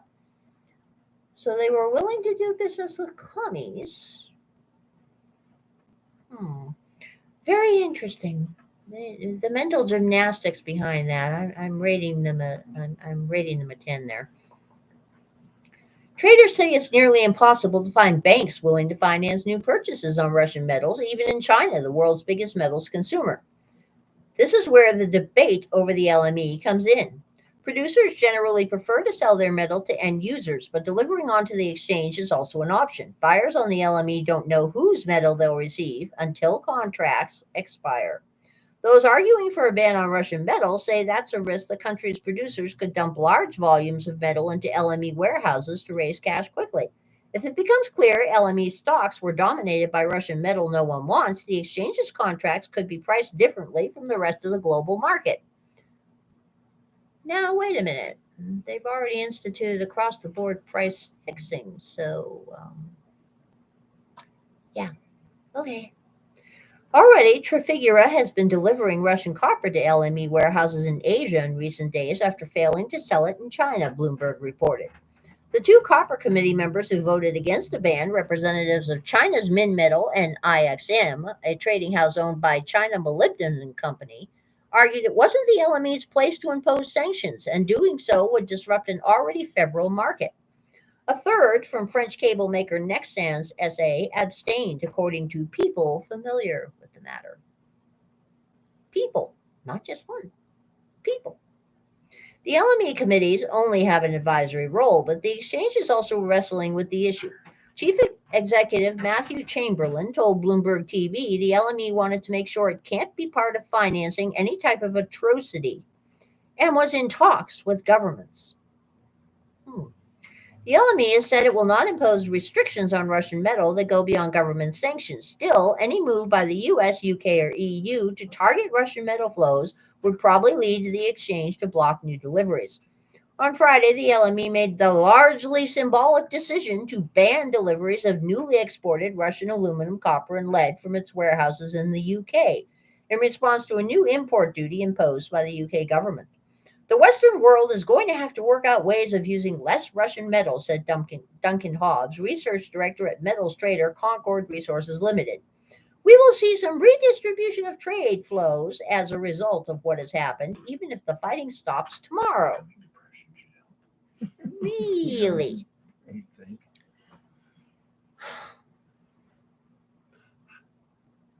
You know, there's a whole lot of stuff that could be unpacked in these articles. So I suggest everybody head over to mining.com and read these articles, plus a few others, and start digging, because there's a lot to unpack here.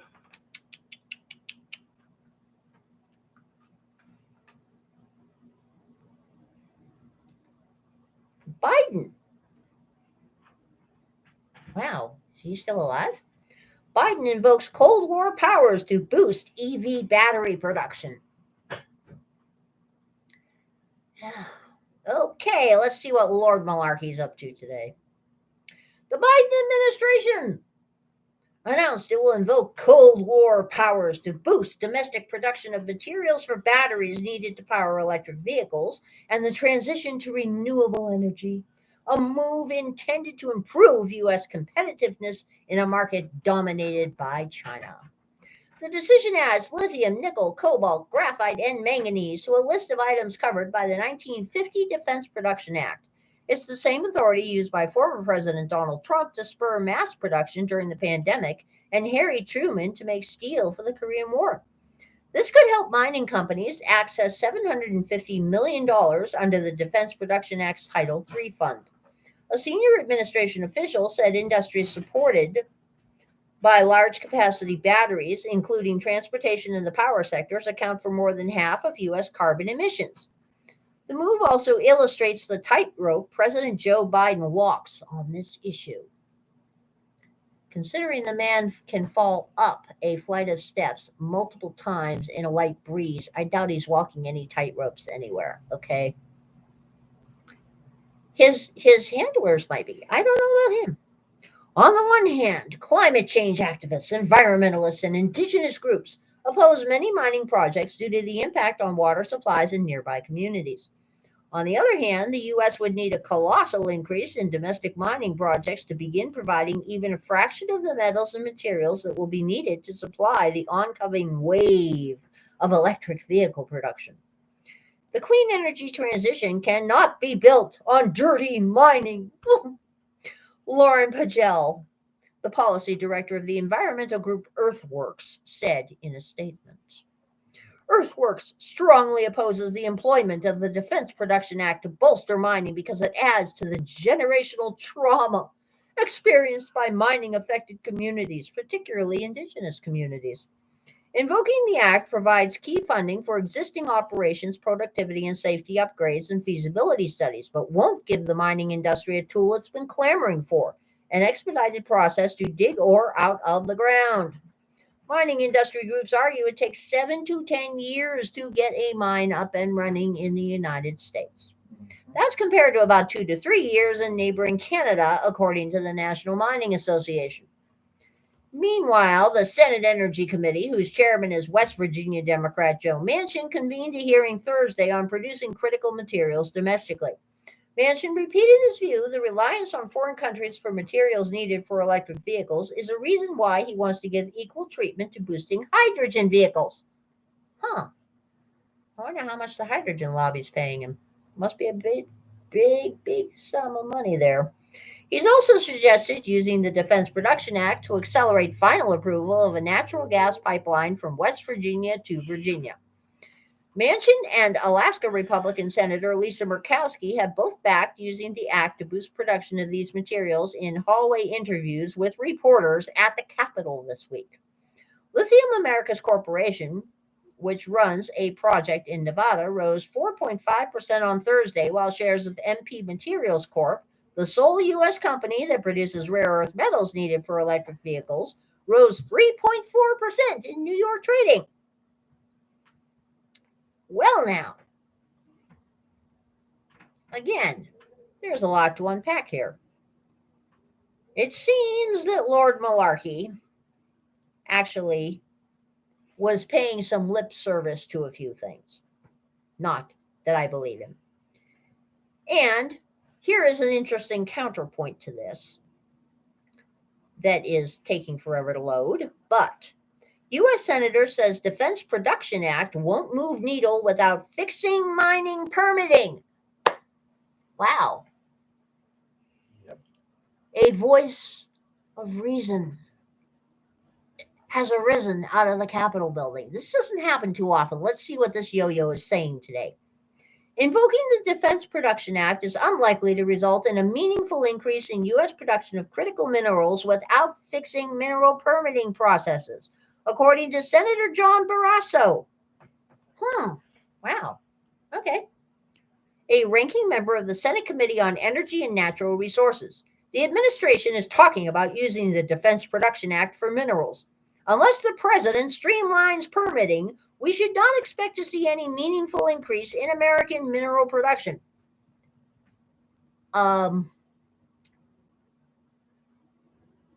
Dear Senator Barrasso, if you're watching this or somebody brings it to your attention, it ain't the president's job to do that. Believe it or not, there's this group of morons in a building with a really pretty top that looks kind of like it belongs on a wedding cake called the Capitol. Half of them, maybe more, may have a brain cell or 3 between them. They are called Congress. It is Congress's job to write meaningful, simple, easy to read legislation that is not filled with $500 billion in pork, that lays out a sane, basic policy framework. At that point, it becomes the job of the eco-terrorist running the Bureau of Land Management or other yo-yos in the Department of Interior to construct regulations that fit within this legislated policy framework. This business of foisting things off on a president with a pen and a phone and a teleprompter, who in this case has no working brain cells at all, is really something that needs to stop. And it needs to stop. It needed to stop decades ago. But, you can't have everything here.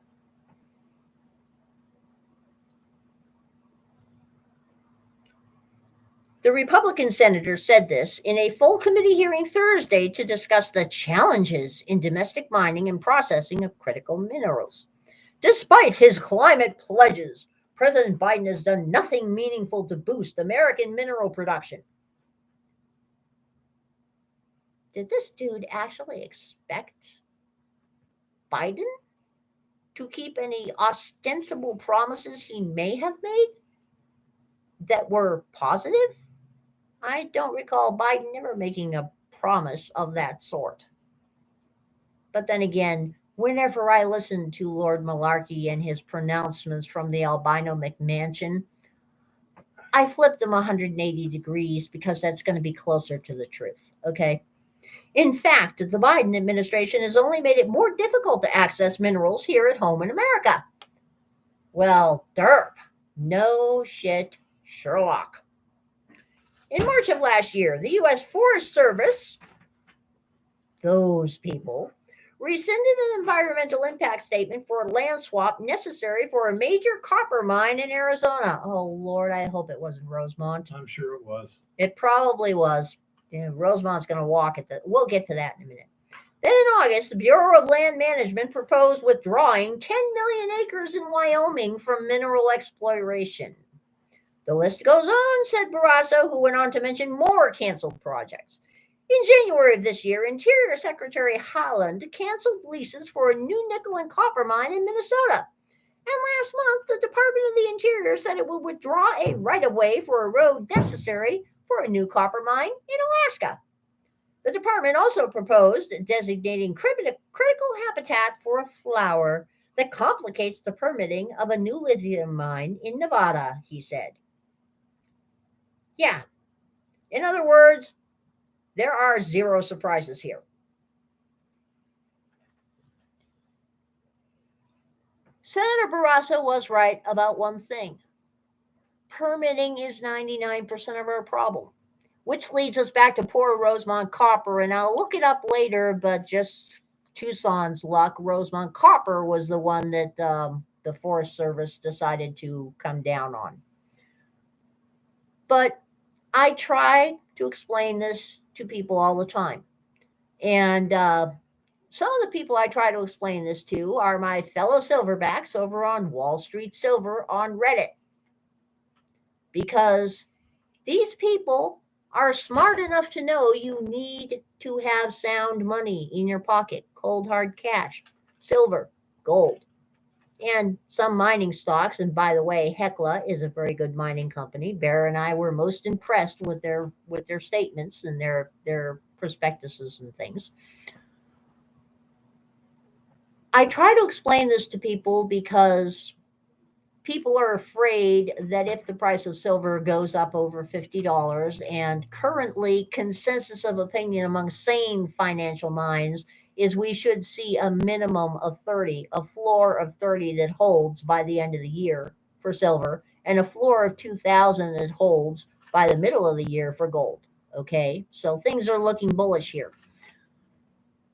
They're afraid that if the price of silver actually goes to what it should be at this point, that all of a sudden mines are going to open up everywhere and there's going to be a glut of silver on the market and the price of silver is going to crater again because it's going to be more common than rocks. I've tried to explain to people, public service announcement, if anybody's listening to this from Wall Street Silver, yeah, when Senator Barrasso said it can take 10 years to open a mine, he was not joking. Rosemont Copper is a good case in point. I think they're on year 12 now, and $500 million in the hole, just totally gone, poof. They have all their permits.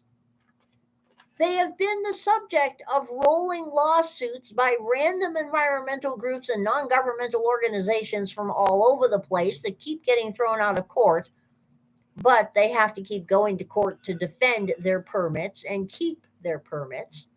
So about 10, 11, 12 years and almost $500 million in the hole. They have not broken ground yet. Twin Metals in Now- Minnesota, they're that nickel mine. The Yeah. 20 years, they got all the permits, and right now they're right Exactly. back at zero. They're again. right back at zero again because this is what happens when you have, first of all, no coherent legislative policy framework in place that has been passed by Congress other than the mining laws of 1872, of the 1870s, which were deliberately vague. And you have regulators that are going insane because they can dictate what they want to do through regulatory fiat rather than through legislation where things have to be out in the open because so few people read the Federal Register. So if they want to, they can dump a whole bunch of regulations on the Federal Register for comment and they never get any comments. And then they're like, okay, so we're doing it. That's the way this works. It is a disgusting and ridiculous state of affairs because none of these regulations come from a constitutional basis to begin with. Now, I happen to like the Constitution. It seems that our federal government does not. That is becoming fairly obvious here. But the point remains that the last thing anybody needs to worry about is there being a sudden glut on the market of tons and tons and tons of brand new silver showing up overnight because that's not the way mining works. The other thing people do not need to be afraid of that passes around occasionally as a conspiracy theory here and there is that mines actually mine the silver and gold, refine it on the spot, and they sit on it in secret bunkers and secret wall safes and secret strong rooms, and they hold it until the price goes up so that they can make more money. That's not how things work either, okay? I'm sure all of you know that, but there are plenty of other people who don't. This is one of the many things that we need to educate the public about, people. We need to educate the public about sound money. And yes, we went to our local coin shop today. We got some more sound money. I would show you a close-up of a really pretty piece, but it's a present for somebody. So I'm not going to show it off.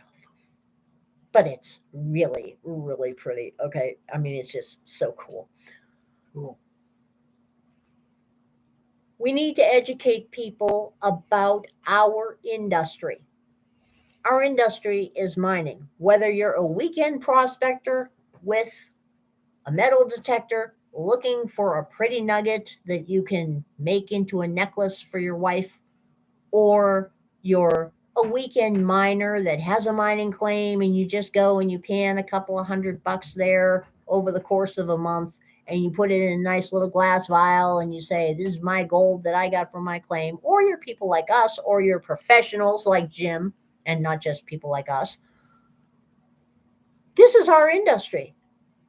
And bear in mind, shit rolls downhill, which means when you have eco-terrorists in charge of government agencies and utter and complete morons and paid politicians in charge of Congress, the regulations they make that affect the big boys today, there's no guarantee they're not going to be expanded to affect the little guys tomorrow or the weekend prospectors next year, because you guys have use of that public land too.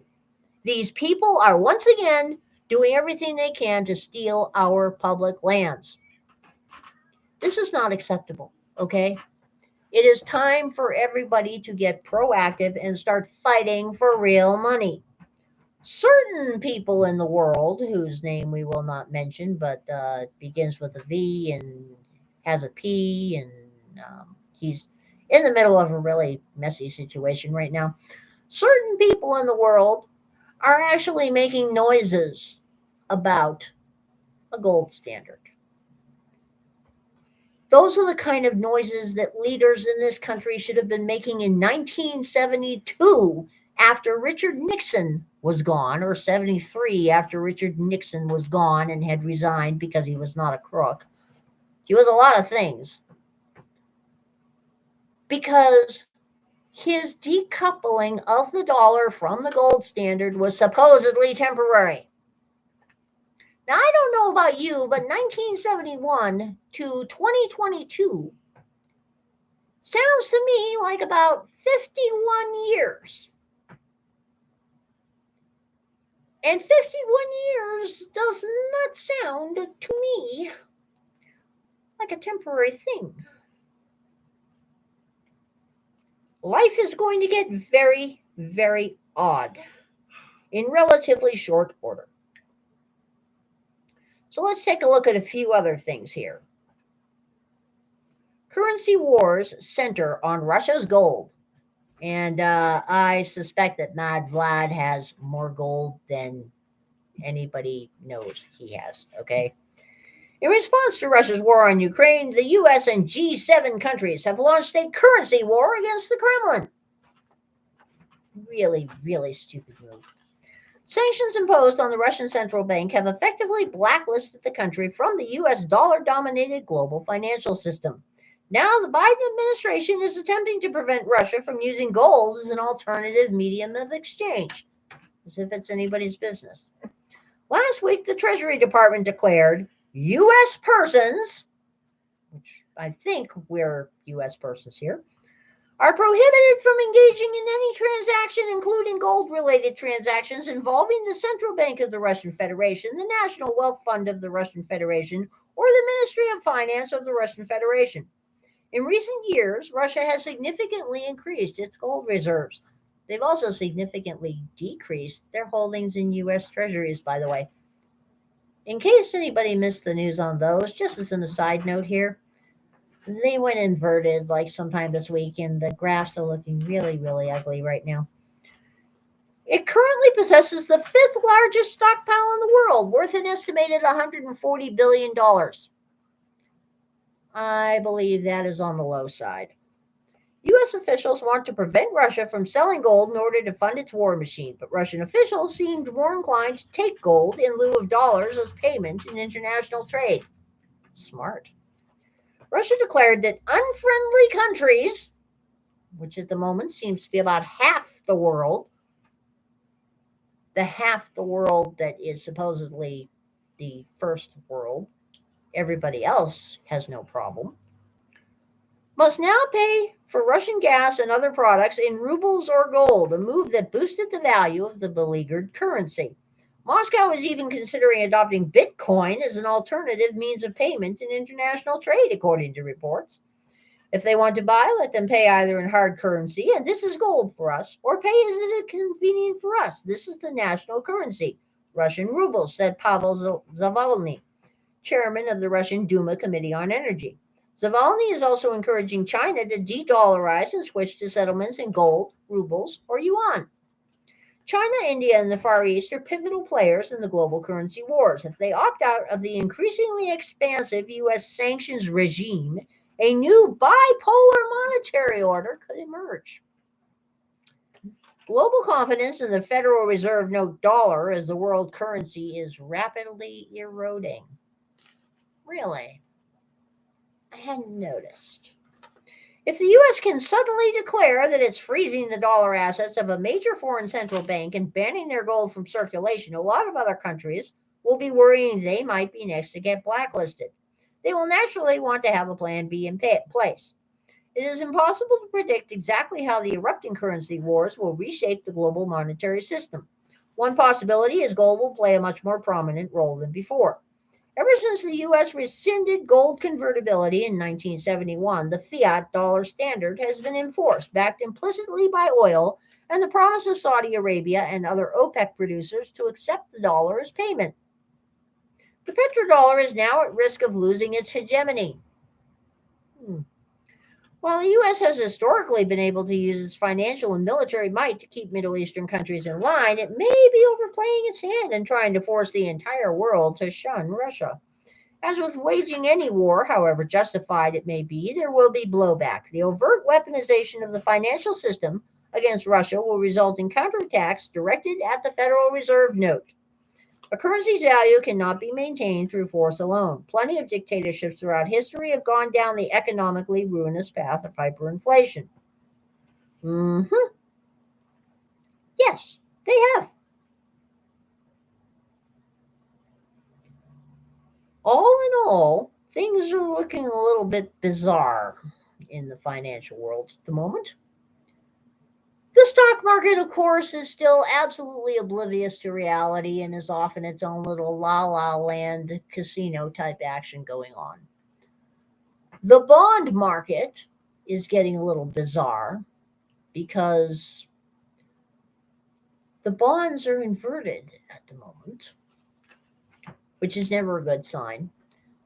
A few talking heads actually have mentioned the dreaded R word recession lately.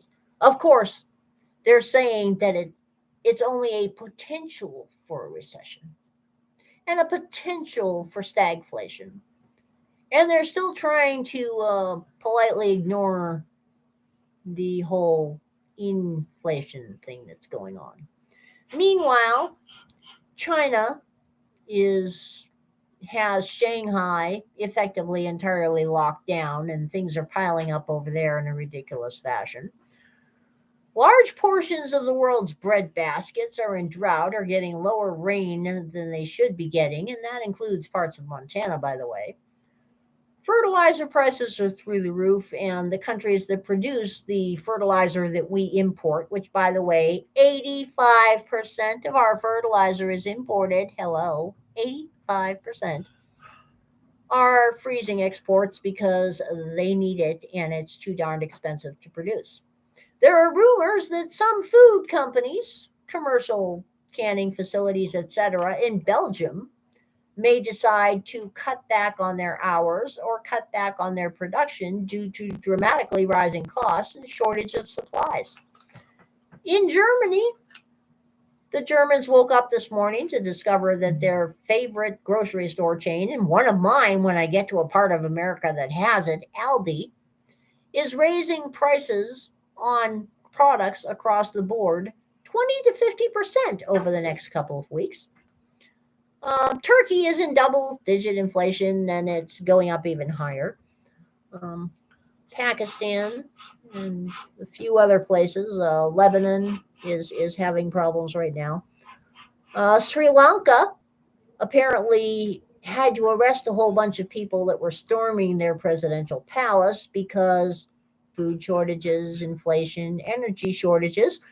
They've been shutting off the lights about 14 hours a day, which I'm sure is doing great things for global warming, but it's really pissing off their population. And you may have noticed that all of this has seemingly completely escaped the attention of our mainstream media. This should surprise nobody at this point. You can tell where our real problem areas lie based on a few things right now. When Little Red Lying Hood says that something is disinformation, and it's a ridiculous question, and next question, please, or the administration is working on it, it's probably something real serious, getting worse, that the administration is either actively promoting or doesn't have a clue what to do with. When Lord Malarkey says that something is an utter and complete lie and he's actually done exactly the opposite, yeah, what he is saying at that moment is a lie, and he has not done the exact opposite, because you have to be really, really good at being stupid to consistently choose the worst possible option in any scenario and imply it in the most damaging manner. That just takes a special sort of talent that is never seen in the natural world, okay? It's a superpower, unfortunately. When the Federal Reserve completely ignores an issue, then it's a good thing to look at. And by the way, don't even try to figure out what's going on the Treasury website these days, because I'll tell you, I have seen double entry accounting. I've seen triple entry accounting. I have seen what they used to call Chinese accounting, but that's probably racist now. I have never seen accounting remotely like the accounting that is being done on the Treasury website or over at Fred these days, because Fred is getting seriously bizarre.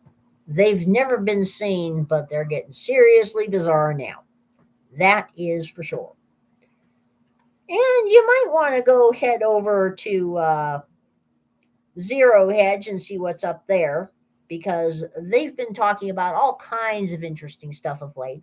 And in case you're wondering what the Secret Service is up to these days, well, apparently Hunter Biden's Secret Service detail has a really plum assignment, other than the fact that they have to babysit a crackhead who sleeps with underage persons and is entirely a criminal.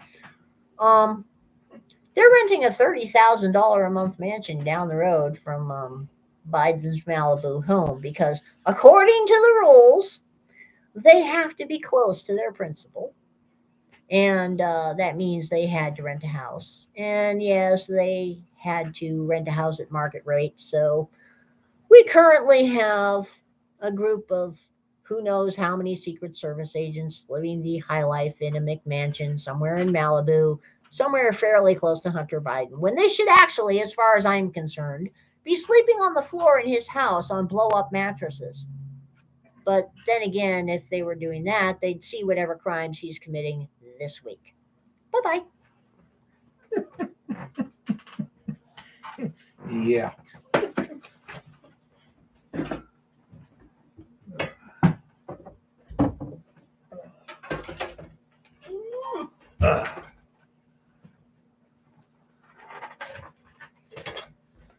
Not gonna happen. Anyway. No, Roberts, there actually is a real fertilizer shortage. You have to make it, and you make it from natural gas. Yes. Yeah. Yep. Yep.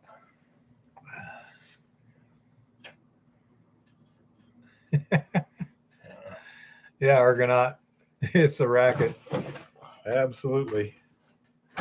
Okay. Well, all right. Keith and I, we're going to go into kind of back to some basics here a little bit.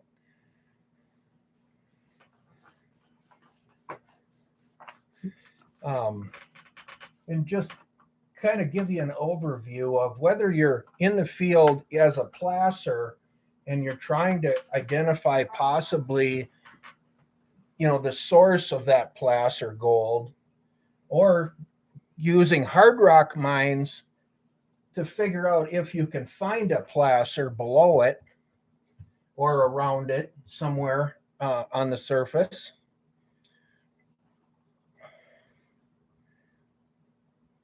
Any gold in the water in the mine? Huh.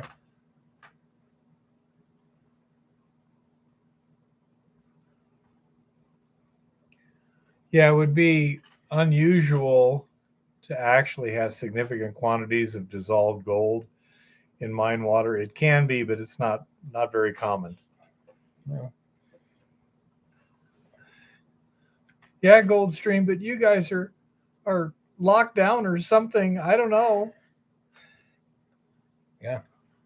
I'd definitely say Yep. test it. You never know. It may, at least if nothing else, it would lead you to possibly some other gold mines in the area if it's strong enough. It's worth a check.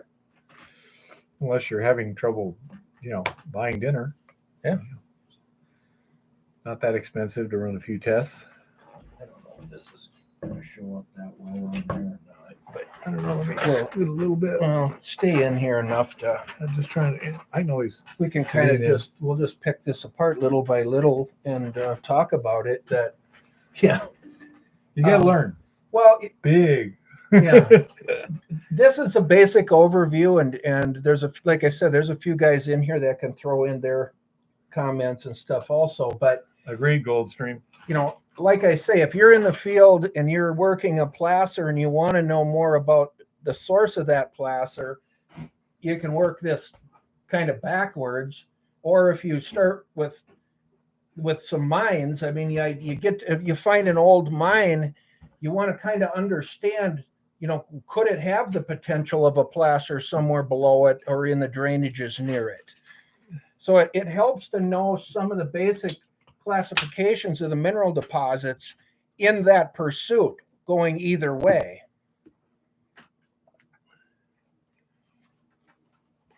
True, Chris. Very true. Yeah.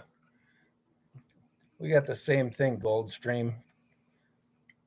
Can't listen to the politicians. I guess we'll start with magmatic ore body systems. Literally where you have a magma chamber of igneous rock. If you want to think about it in terms of granite, is probably the closest to that, coming up through the earth. And in that type of an environment, your heavier mineral crystals will tend to settle toward the bottom of the ore deposit.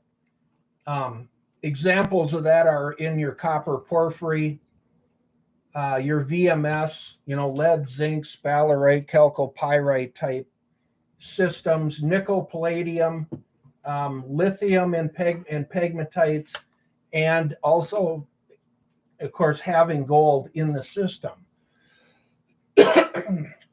There's some overlap in this stuff because a magmatic system, in the beginning of its system, it was somewhat of a hydrothermal system, and some of the crystallization of the minerals because of heat and pressure in a magmatic system are actually the minerals are more put together as an ore body after the hydrothermal. So, which leads us into hydrothermal, which is more prevalent in most of the places that you guys are hunting in that. You're going to get into some ore body stuff. I'm going to kind of let you, Keith, run these up. That's a limestone. I'm going to try something here. Magnify it. I don't know if that'll, with the right light, that would work probably, but They're not magnified. here in a hydrothermal, though, you've basically got a limestone here that has been somewhat metamorphosized by the mineral that was pushed into it. It's got a distinct green color, the limestone being white or beige, and it picked up the peridot or olivine embedding in it. Yeah, the magnifying glass is pretty dusty, isn't it? Okay. Exactly, Zeoxio. The green it's reduced iron. Actually, what it is magnesium iron silicate is partially what that is when it leaves that green staining. And in a lot of this area here, when you kind of see green stained rocks and things, you start to look at what are the next rocks next to it, because it can be a good indicator. I wonder where that rock went off to. Set it right in front of the camera. Man. I don't know if that's.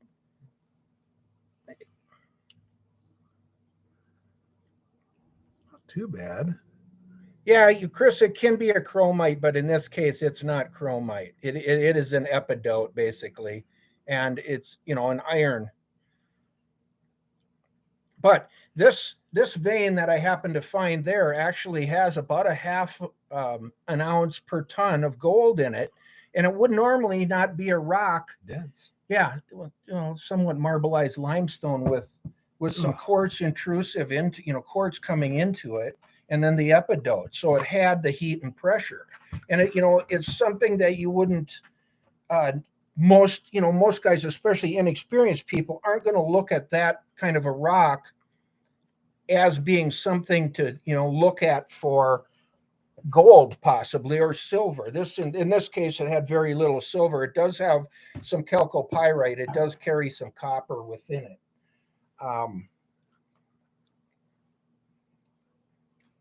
Going into further hydrothermal, a lot of your copper deposits, of course, you see your green and blue stainings. That's not too bad. It's losing the color a little bit. There we go. That's a little better. Much better. Yeah. Same thing. That's country rock, limestone, chalcopyrite, and it does carry some gold. Just to give you guys some ideas of, what to kind of pay attention for in the field. Heavy. As you're looking at different systems and trying to understand them. Your hydrothermal system is basically fluid concentration of minerals that have been dissolved and redeposited based on temperature, acidity of the solution that was carried in the fluid path. In a lot of cases, a good indicator of hydrothermal really is quartz veins, because a quartz vein was the fluid path. That was the plumbing in most cases of the system, is the quartz came up as a fluid.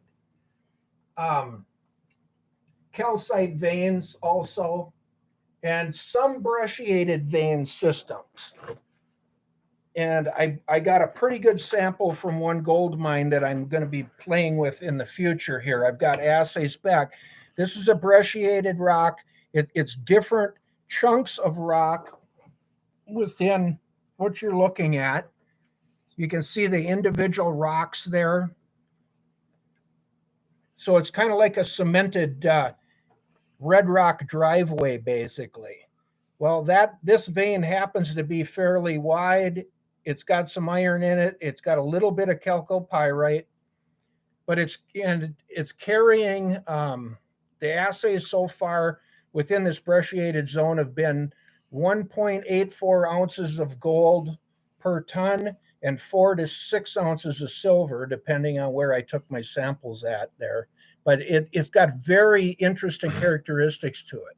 So, and not all brecciated veins, depending on when they were placed or when the shift in the rock happened, as to whether they were mineralized. But in this case, this is a very well brecciated vein system that was mineralized.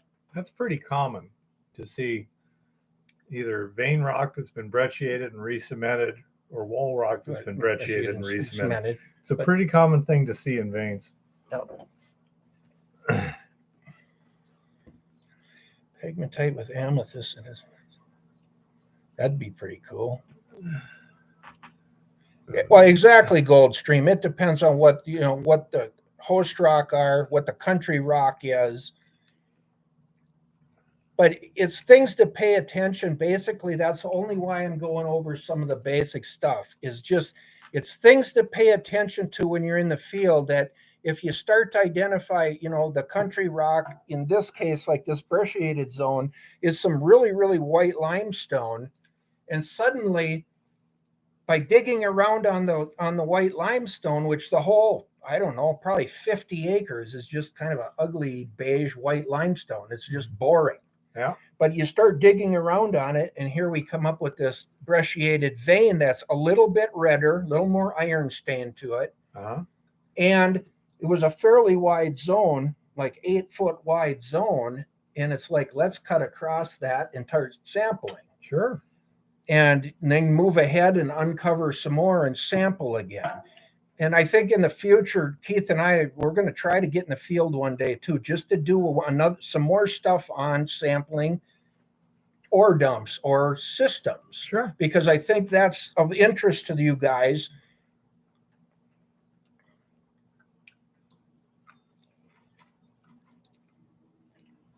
On the Idaho borders, the Axio, up to the northwest here. Or way north toward the Canadian. That was some interesting country up there by Great Falls and that too, some of that. All right, another system that you can run across, which is not as common, and really we're not talking as far as playing into placer so much, is sedimentary rock or system, ore bodies. And in that situation, you've got liberated mineral, then concentrated into a formation. Normally it's an ancient system, an inland sea, an ocean, an inland lake that, was once there. Ancient river, which can be placer. Also, a sedimentary system can be placer, which, if you look at the blue leads in California, ancient rivers are cemented and re-solidified. But the mineral had been liberated at one point and was in gravel before it was re-cemented. So you've got some overlap between how you dictate what the classification of the ore body is. Yeah, some of those fossil river channels, kind of like what Jeff Williams is doing, almost can be considered a conglomerate. They're really a sedimentary placer, is what they are. But when you get like in South Africa, I believe those were also at one point sedimentary billions of years ago, and then they got metamorphosed and changed. And so that's Witwatersrand. You mean Witwatersrand? Yeah, Witwatersrand deposits in Africa. Yeah, but those are metamorphic now. I believe because of the heat heat pressure. Yep. But in a sedimentary type system, modern day, you're going to see the lithium clay brine deposits that they're working with now with lithium batteries, your bauxite deposits in Australia and places around the world, aluminum basically, guys. Your salt deposits, which we have those all over the world. Your opal deposits are this in Australia, and that are same thing. Bottom of an old seabed that you got opalization. Talc deposits, gypsum deposits, your sheetrock, drywall. Those type of products are pretty much from sedimentary situations of it, inland sea, inland water, evaporation, transporting minerals, redepositing them. Do you know how opal forms? I'm not. Yeah, opal actually is similar to kind of like the quartz, the water, the seawater, whatever. With usually it was a lot of the opal was fossil opal. It was actually fossils that have opalized. Some of it's actually bands of mineralization that were on the bottom of the ocean floor. Because, yeah, it definitely is the oxio. It is low temp, but it's the situation that creates the sedimentation. It's liberating a mineral, then concentrating it into a formation of some kind. Is a basic overview of that. I watch the opal hunters from Australia on YouTube and that all the time, even actually on TV too. Kind of interesting. And those guys are dig down through the levels of clay.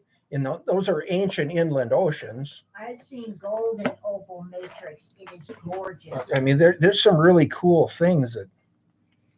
Well, I don't know if you're talking about us, Dave, but no, we are not geologists. No, Dave, we're field geologists of our own making. We've mined and done a lot of work in the field, and I've tried to just expand my knowledge of everything that I can understand when I'm out and try to help anybody that asks questions. What are you looking at? What should you be looking at? I consider myself a miner. But me too. Yeah, I am. I don't feel I go by Miner Jim. That's because that's what I like to do. I don't feel that many of these people with letters after their name are any smarter or more knowledgeable than we are. No. Now, some of them are. No, well, there is. Yeah, I've worked with some geologists that are just A+, and I've had some that were actually on mine sites that I was wondering why they were there. Relatives, maybe. Yeah, who knows? But Amolite, what the heck is that? Well, if that's your goal, Zeoxio, stay with it, and Wow. sooner or later you will get what you are looking for. Yeah, some of that opal and that opalized fossils they're pretty. Okay, so fossilized ammonite shell that's opalized. Little one, take a look at this. You're going to want to. Yeah. Mother of pearl. Yeah. No, it's not mother of pearl. It's actually opal. Yeah. I want one. Yeah, really. Can I have one? Probably not. I don't think we can afford it, but yeah. I want one that's about as big as my head. All right. Well, the next ore group would be metamorphic. Your orogenic metal deposits, which in most cases will be a lot of your gold and silver deposits, especially in this area. You're going to have that type. 1/3 of Alaska's hardcore mines of gold and silver are metamorphic, orogenic metal deposits. In this situation, you got heat, pressure, chemically reactive fluids change the pre-existing rock, the rock that is there, and transform it and concentrate the mineral within the rock. And like I say, this is kind of down and dirty basic classification, just so you can start to understand how this stuff happens and kind of what to be looking for.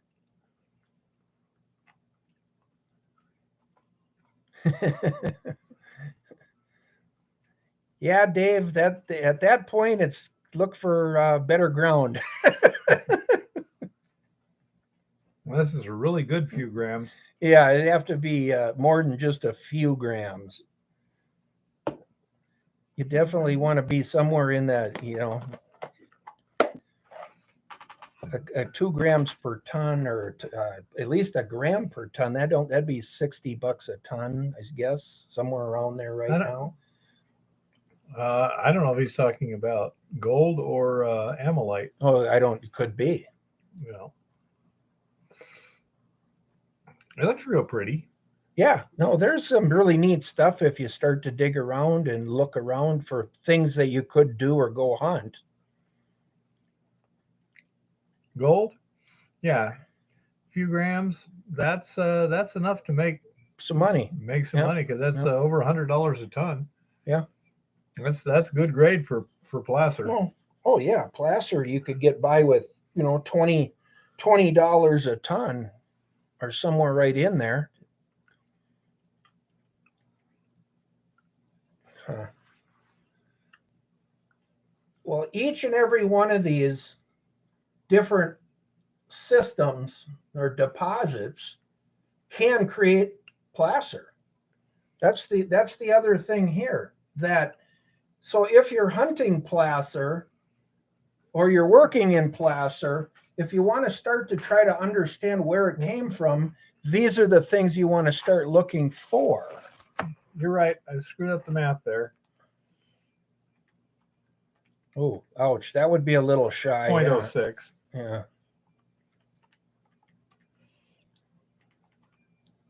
0.06 times 1,800. Still $100 a ton. Yeah. 3 grams at 50 ton. Well, you take 3 grams at 3 grams divided by 50 $180 equals for 50 tons. 0.06 grams per ton. Oh, that's where I got. That's grams. You're off by a zero somewhere there. That's I was 0.06 looks like ounces, but it's 0.06 grams per ton times 60. Yeah, $3.6 a ton. Yeah. That's crap. Yeah. Crap, I tell you. Throw it away. Won't even pay for Go somewhere else. Won't pay for the fuel. And placer can be a couple of different things also. You know, it's natural weathering and concentration of your deposits, liberating the mineral from its host rock or veins and reconcentrating it with water, wind, gravity. Chemistry. Better living through chemistry. And not so much chemistry in this situation, but you know, here you got chemistry, you know, there's some of this, yes, definitely chemistry helped to create the mineral deposits. In placer, it's really more water, wind, and gravity for the most part, and for concentrating. You know, there's some theories out there that actually the gold gets redeposited. It gets dissolved and redeposited in some instances. I don't know how accurate that is. I know that if it was running in some kind of a hot fluid or acidic situation, I could see that being some level of reality. This was assumed to be more in fairly ambient conditions. I don't know how that I don't turned think out. that I don't think that'd be true. I think you could have accumulation of gold particles possibly. That gold tends to attract gold. Yeah. But I don't think you get complete like dissolution to resuspension or something. I don't know. I said there were some interesting theories out there. What? Oh, nothing. Want me to come over there? No. Okay. And but yeah, it's another theory that I saw a while back was that the reason that a lot of gold particles are about the size of bacteria. Yeah. Because gold is in fact toxic. Yeah. Okay. And that the theory was that bacteria would actually essentially excrete the gold to get it out of their system, and that would basically coat them with gold. Again, I have no idea how that ever turned out. There's lots of interesting thoughts on these things, but don't know how the research, I mean, all these things are theoretically provable one way or another. Some things a lot easier than others. But say, I have no idea. Well, zeoxia water is just a good way of transporting gold and separating it so you get concentration. But, you know, wind and things can take away the lights in order to create the concentration in an area that's got a fair amount of gold within the soils or the sands. Yeah, in southern Arizona, northern Mexico, You get in here they too. used to have desert placers where the wind would blow stuff away. I guess I did look. Yeah, I didn't look at that close enough. But yeah. And so, like by El Boludo there, people could go out and pick up 2 or 3 ounces of gold a day, just walking around and picking up nuggets laying on the surface. There's probably, you know, a lot of places that could happen. It's just, you know, you have to go out and spend the time and do a hunting. Australia too. Well, that's you get a lot some of of that. Yeah, yeah, they get some. Oh, dearie. Anyhow. Oh, does anyone have any questions or subjects or whatever? Hydrogen sulfide, that could also that could also be from coal seams, couldn't it? Probably as far as the oil would be concerned.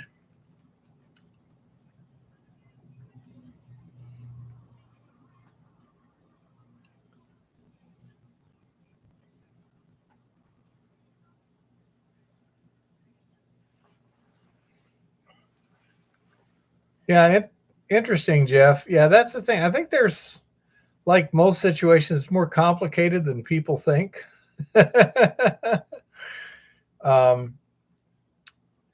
it's hard to tell. People get wrapped up in a particular theory or whatever, and then it really takes a lot of evidence, years, right, to prove it otherwise. to get them to change. Exactly. Like in that situation, Jeff, carbon, in a lot of cases, a carbon formation will really help to precipitate the gold out of the solutions, coming in from the host rock. Carbon, those mines out in Washington, Liberty, Washington, and that are usually against a slate or carbon anomaly. Mm-hmm. And that was some big gold. Carbon will really help pull out some big gold. Now, Goldstream, when you say wrapped in magnetite, do you mean completely encapsulated in magnetite or attached to magnetite?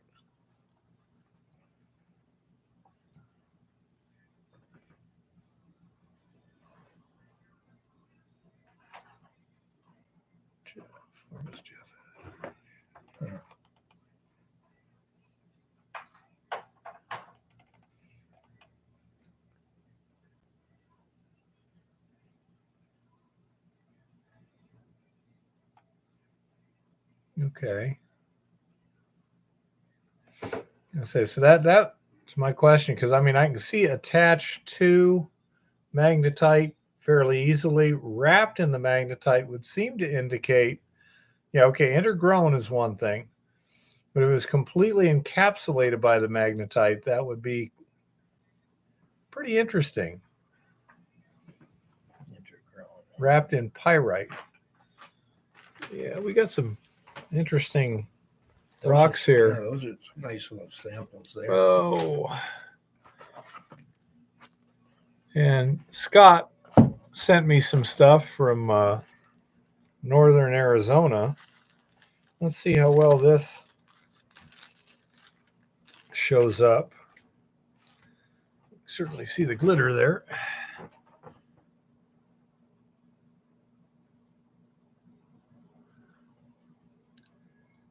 And this is mostly pyrites. There's some gang in there too, but all that shiny stuff is actually different sulfides. They're pretty. Yeah, that's some nice little samples. And they're very now he's had them checked with an XRF, and supposedly it's multi-ounce silver and good grade gold.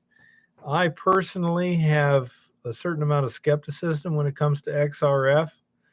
I would always do a conventional assay before I believed it. Here you have fairly porous rock. I think this is possibly limestone. That's kind of what it looks like. Because of the copper. where's the knife? Yeah. Now, if you take it and try and scratch it, it'll give you a darn good idea. And that did not scratch. Interesting. A little bit of quartz to it. Yeah, I think I see some knife blade on it. So that's more like a sintered quartz or something. It's pretty. Not this one. This is the ugly rock of the group. Yeah. Let's see. Yeah, say I've learned to not trust an XRF until it's proven to work with your ore. Now here we have some gray sulfides. Let's shine a little more light on it and see what happens.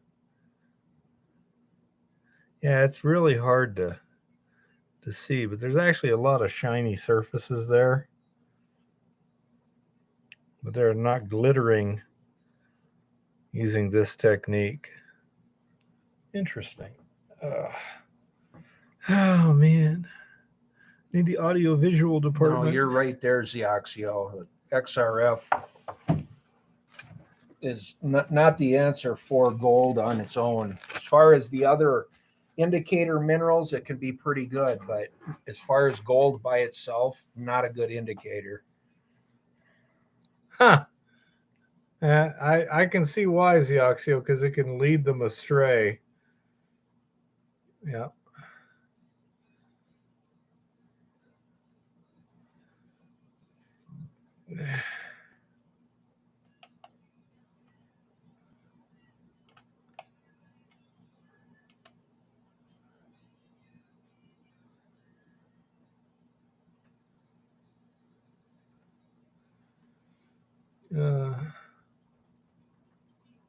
Really?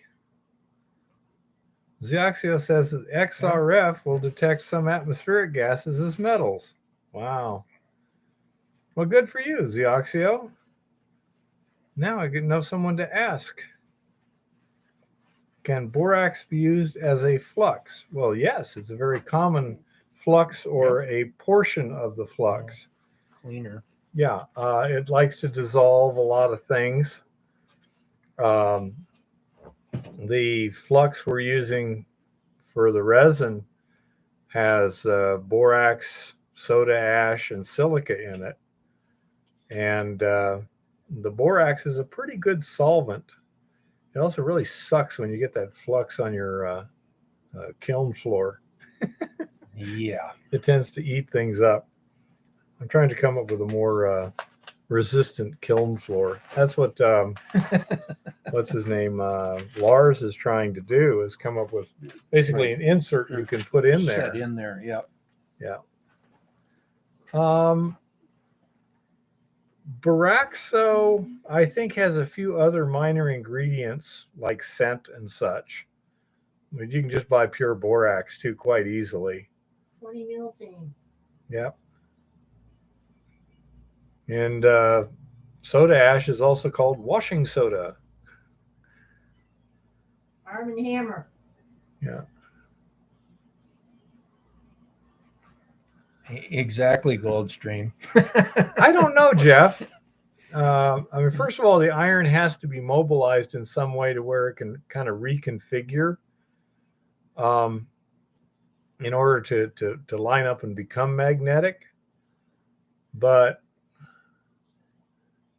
if it was just a matter of being there and lined up, I would think as it absorbs into the resin, it might actually align with the Earth's magnetic field while it was doing that. Don't know. It's an interesting question. You know,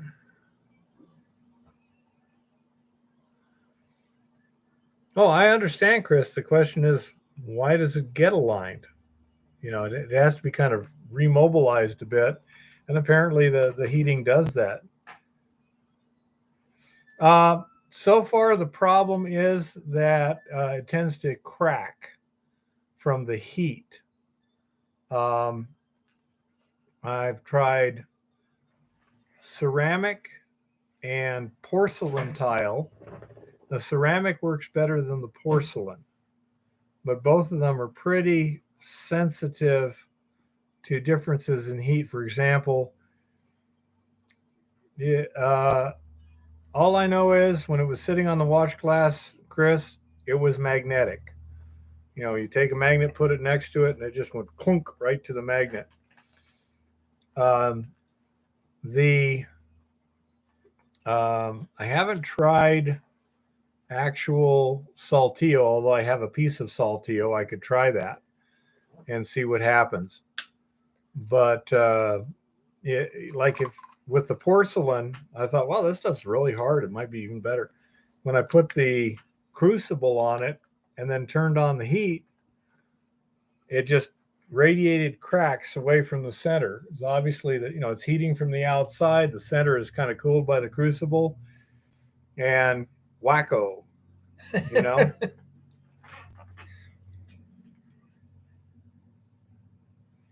Yeah, I have no idea how it became magnetic, Chris, except the heating had something to do with it.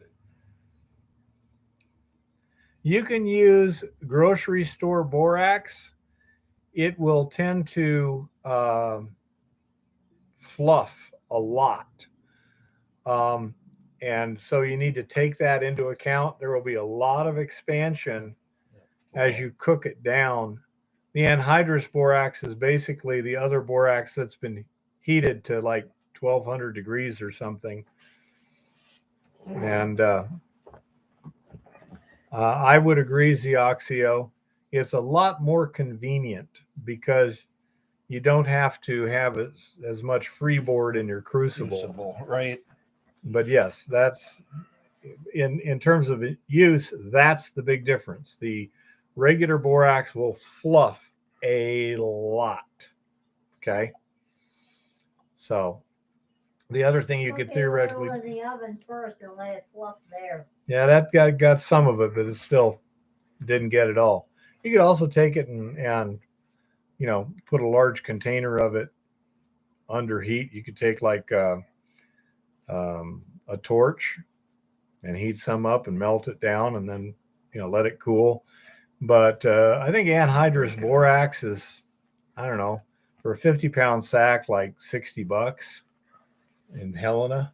Yeah. It ain't that expensive. Home Depot, or where'd you get it? No, it's chemical. You can't get an anhydrous borax at Home Depot. Where'd you get it? Chemical Montana. Okay. I didn't get it, but I checked the prices. Okay. Same with the anhydrous soda, soda ash. Yeah. And so say you can get by with really cheap, readily available stuff, but it will tend to boil over on you. And that's where it can mess up the bottom of your kiln.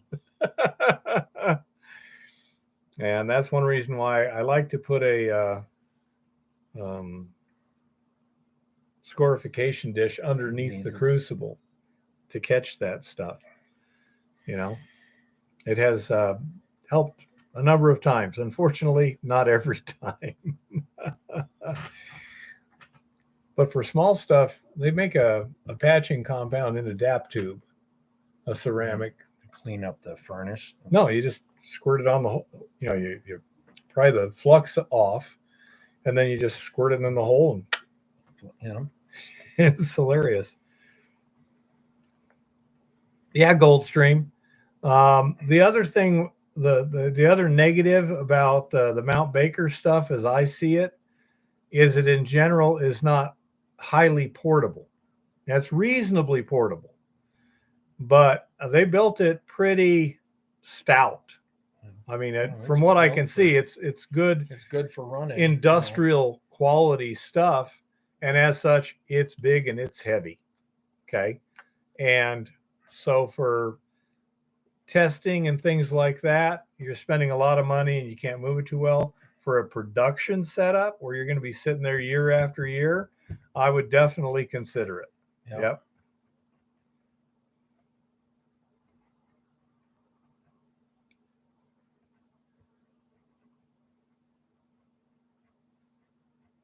Okay, John. Yeah, if you find something that works really good, let me know. Yeah, Zeoxio, it's not micro scale mining, but small industrial mining. Yeah. I find it interesting that he'll do these videos where it doesn't look that professional, like having a KO wool furnace where it's just KO wool. Right. Because say the equipment looks pretty good.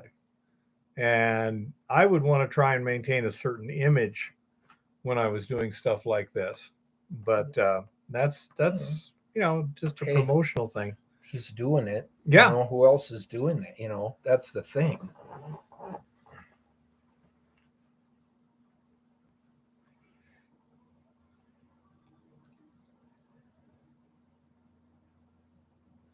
Yeah, I'm working on it, John. Been busy.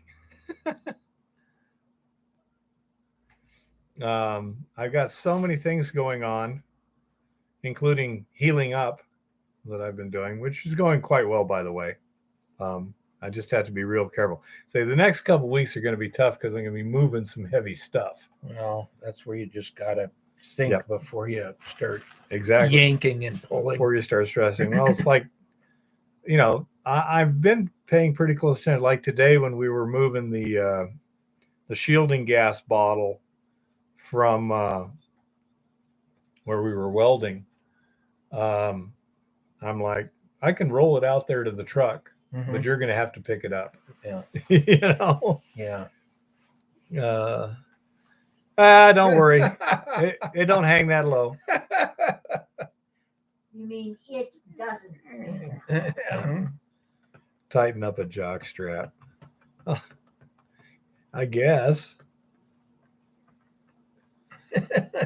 I don't know, Zeoxio. I know they're pretty expensive, but you know, depending on how much you're moving, I think it was like $175 a day or something at Home Depot.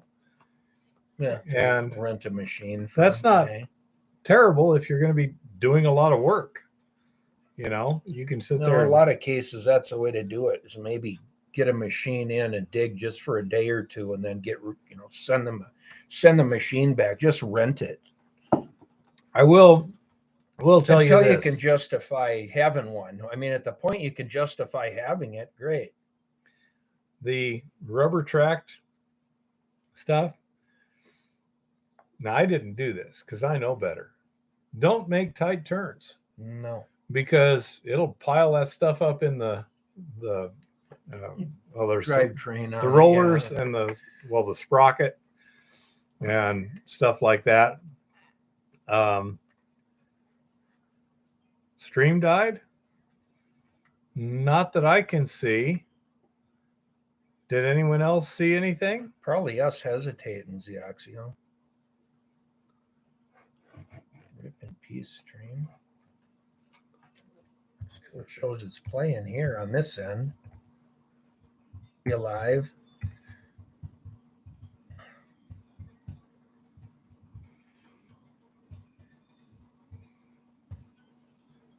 Must be your system, Zeoxio. Yeah. Anybody else see anything?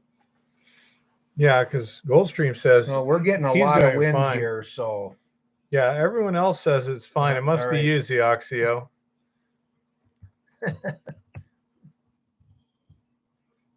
Z or an X? Z.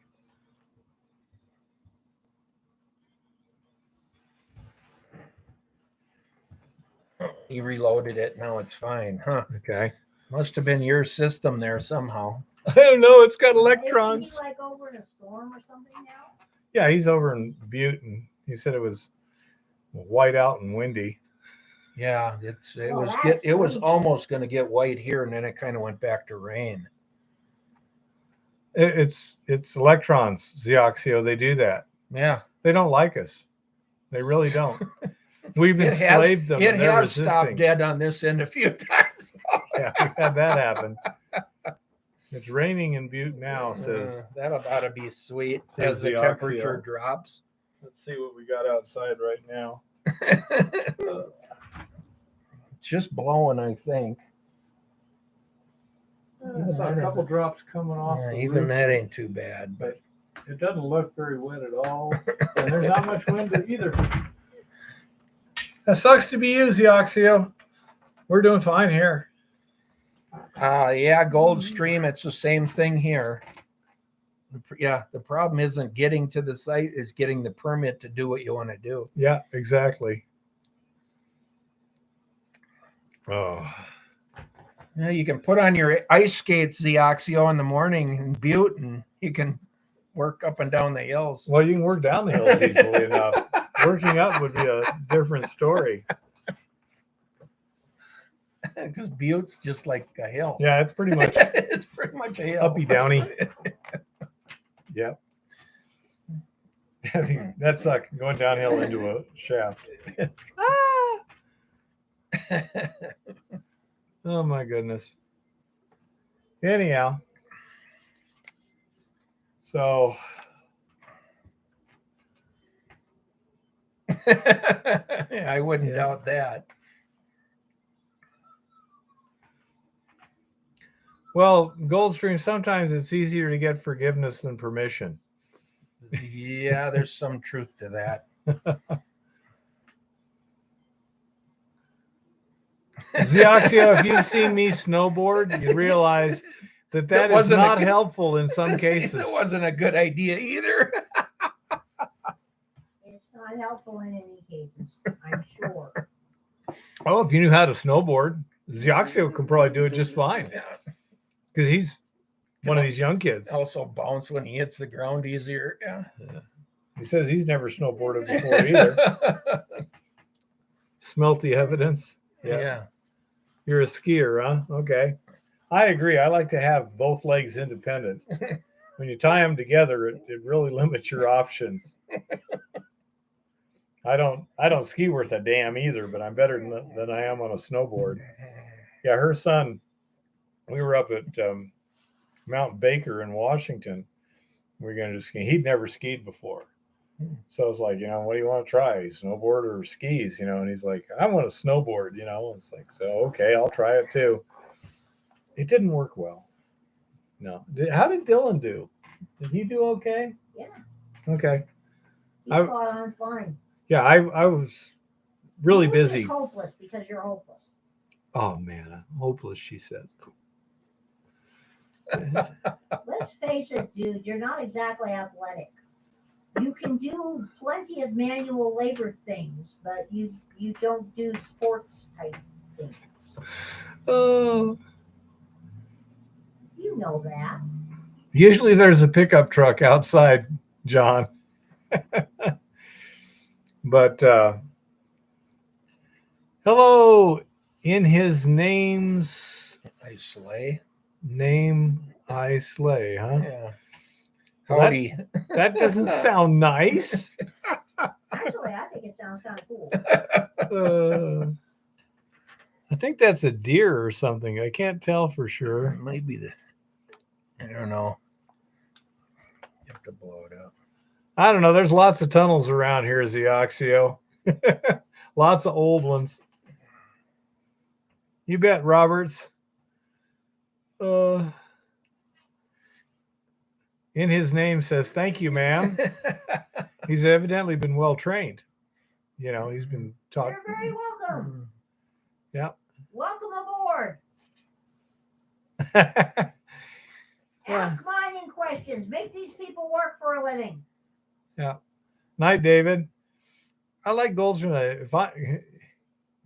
If I'm in and at it, there will be a lock on the inside. Well, thank you in his name.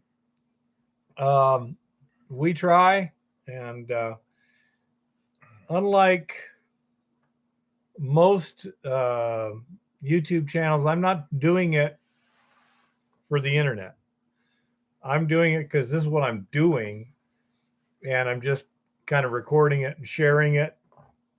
And I also get a lot of help from people, Chris Georgie, Tricky Dicky, stuff like that. It's been a lot of help to be able to kind of crowdsource things a bit.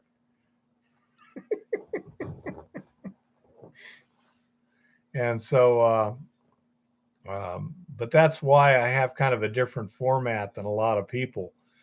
I'm just trying to make things happen. And I got nothing against other, producers, but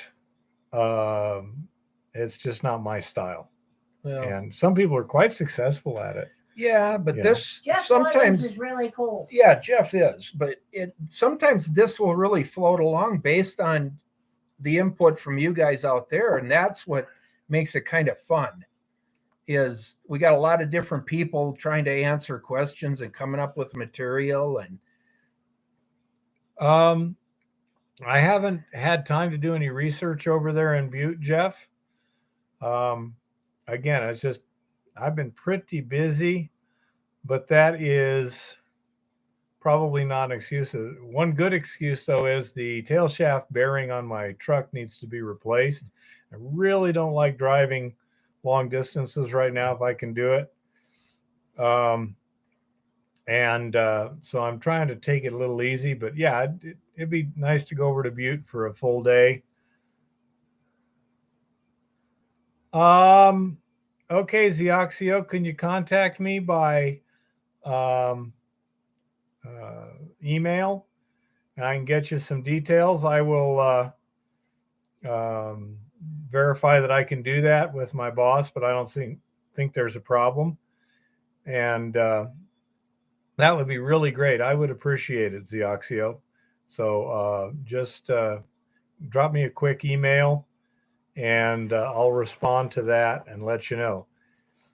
Okay, and his name spent 2 years in Tucson. Were you military? That would be about the right term over at Davis-Monthan there. Davis-Monthan's a black hole base. People get stuck there for years. Yeah. Or they get out right away. The Aussie YouTube guy you like, there's a Vogus Prospecting. I like Busted Knuckles as a person. He may be referring to that new guy I was watching there too. Well, I don't know that he's a new guy necessarily, but he's been doing hunting reefs and that. He starts out metal detector, but this guy is a prospector, and I'll get a link. I'll have Keith put a link up for it. Definitely one heck of a prospector, and I love the way that he zeroes in once he finds one little piece of gold or two or three. He gets real serious about bringing in his shovels and buckets and digging holes, and man. And the amount of gold that he's taken, guys, is in pounds, not ounces. But he's really, really good at prospecting. And the fact that he even ever did those videos is amazing, because guys that are like that usually don't do a lot of talking about it. Chris, I've seen some stuff from Stuart recently. I think, as I recall, one of them was actually in the field kind of, I don't know if he was prospecting or not. He was making an issue of the trash people had left behind, which is a perfectly good thing to make an issue of. But he's focused a lot on his tools and such. He imports Japanese tools and kind of refurbishes some, and others, keeps more original as antiques and such, and then resells them. And I think he's focusing more on that than his mad scientist prospecting. In his name, we're proud Americans too, although I'm not necessarily proud of our government at this time. The federal government sucks. Rocks. And so does Arizona. No, I haven't, Ed, but I know someone who might have some information on that. If I find out something, I'll let you know. Let's go here. He wants questions about staking a placer claim. Sure, absolutely. Yeah, shoot him off at it. Ask the questions. Okay.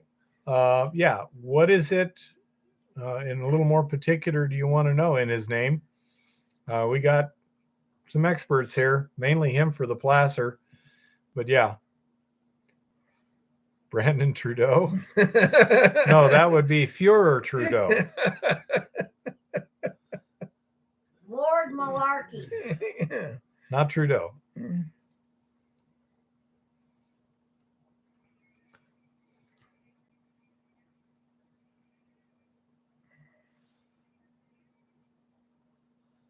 Oh, and you're trying to find out which claims are closed versus active. Gosh, which is the My Land Matters is a website I usually look up, because they'll tell you whether there's active claims in that section. But to get the really definitive stuff, you have to go, check with the BLM. I know they've been trying to make their system more accessible. I have no idea. I've been playing on the new system, and I'm not exactly liking it, but yeah, as it progresses and gets more updated, it may be all right. So it's a typical government website. Oh man, yeah, like kind of behind the times.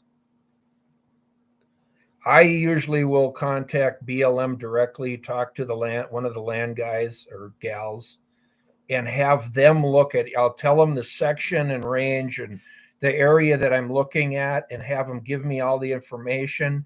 And they can also email you if they've got a map of somebody's claims or what's active, they can email that stuff to you. They may want to charge you a little bit occasionally, and that's fine as long as you can get the information to navigate what you're doing. Yeah, I'm not sure about Navigator USGS. I know the MLRS BLM is the one that actually, BLM keeps the actual records on the claims. There's one I use. It must be linked with the BLM system called My Land Matters. Right. They update. Sometimes they update before BLM gets done updating. My Land Matters is much easier to use. And tons of information. It's pretty easy to use. You can zoom in and find the sections you need, and then it'll tell you how many active or closed claims are there, and then you can click on it, and it'll have the information on that claim, who the claim owner is, all this other stuff. And a couple times I've went into claims, so I couldn't even exactly tell you. I mean, we did one last fall on, we were staking claims and what we were doing and how we were doing it. I believe that probably the one you're thinking of as far as a resource was probably last winter sometime, January or February. Keith and I went into claims quite a bit because he was doing some claim stuff also. Yeah, this whole thing about the GPS coordinates of the corner markers, yeah, I ran into that. I had to update some stuff. Yeah. Okay. Benefit of prospecting a closed claim, definitely. Just because somebody had it claimed and walked away or gave up on it doesn't mean they ever even did any work on it. Or it could have been taken away by the government and they got pissed off like ours. Well, yeah, or they tried to permit and had an issue and just said the hell with it. There's a lot of reasons. Or in our case, it was a paperwork foul. There's a lot of reasons claims get closed out.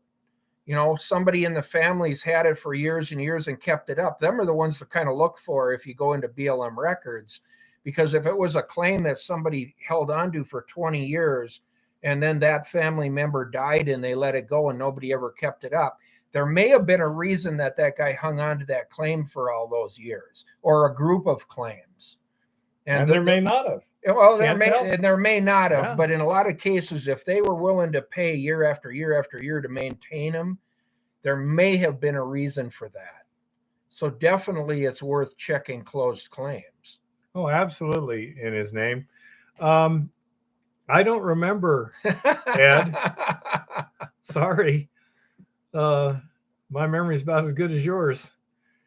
But in his name, absolutely, where somebody staked a claim in the past is above average likelihood of having something on it. It doesn't mean there was, or that there's something that is currently useful or profitable, but they didn't stake a claim for no reason. As I say, it may have been foolishness or whatever. It could have been speculation on that somebody doing something next door. Yep.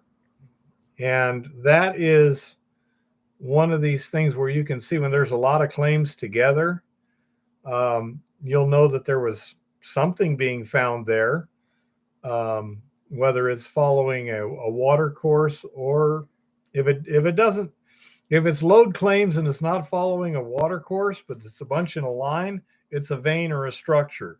Right. You can map those things out from that. Yeah, John, Prospector Jess does a pretty good job. He's got an interesting show.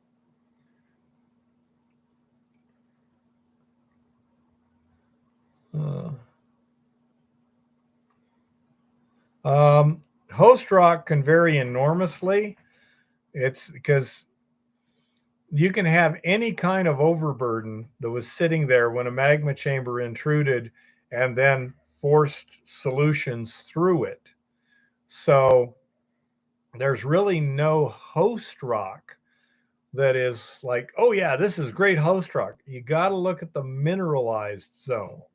That's what's critical. What would have mineralized the area, you know? And usually those records, like regionally, you can pull up. There's a certain, USGS has a certain amount of records on, you know, all the areas that were mined and things like that. So normally you can find out what, specific mines in some cases, what the host rock was, what the intrusive type rock, might have been there, what was the country rock.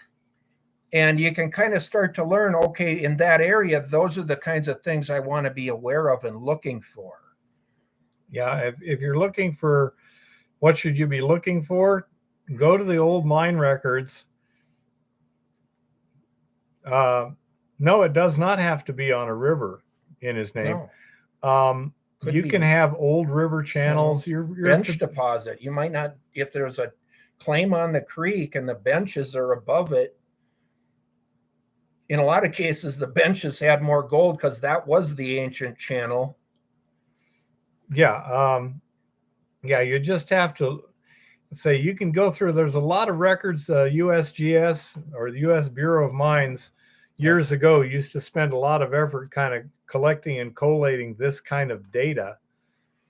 And then you can look through it and you can see what did they do here? What did they do here? What did they do there? Etc. And it's amazing how much information is out there. A bench, think of it as a hillside or potentially a layer on a hillside. We could kind of draw that out here. I'm going to use this other one, certainly. And Jim, who is the placer expert here, is going to sometimes try and draw something really quick. I got some here. Just black or blue here. I got a black one. Okay. All right. Actually, maybe I'll take that blue one too. Okay. But you've got a sure. If you've got a creek channel, I don't know. Play with the crayons. If you've got a creek though, and there's, let's just say there's somebody's got a placer mine claim on that, a 20-acre claim. It's possible if you start looking at the benches I'll draw this way. You've got that valley that creek is in. We'll just call that the water. You could have these benches to where the original channel, ancient channel of gold, was possibly laid down in this channel. And eventually, based on gravity and erosion, the next channel is this channel. This is what they call the benches. If you start to find gold up on one of these benches, there's a good chance you'll find more gold than the guys that are playing in the creek. Because the original channel very much could have been way up on the side of the mountain somehow. Yeah, basically you're looking for sedimentary deposits that are up above on the hillsides. It's caused by previous erosion and water course, yes. Depending on where you're at, sometimes flooding is really important, other times not so much. Now, when you look at the earth, it almost seems like the entire country has been strip mined and the new strata is all artificial. In what way are you looking at the earth? Okay. If you could, and we're fairly open-minded here. Okay. So yes, there's usually, you'll be looking for rounded cobbles or boulders up on the side of the hill. Exactly. There's many places where you can either see it next to where rivers have been washing away the bank and you can see the layers in the bank. Other places where they've driven roads through hills and you can see the layering in the hills. And so what you're looking for is where there's a concentration of cobbles or boulders compared to other stuff. That's where a river was moved, because the only thing that moves those big rocks is actual seriously flowing water. Okay. And so that's what you're looking at. You see small gravel and and sand and things like this. And then all of a sudden you see big Yeah, cobbles if you and can stuff. find Yeah. alluvial rock up on a side hill or a side drainage or something, if something above that or upstream was gold bearing, there is a good chance you're going to find gold where somebody may never have looked for it.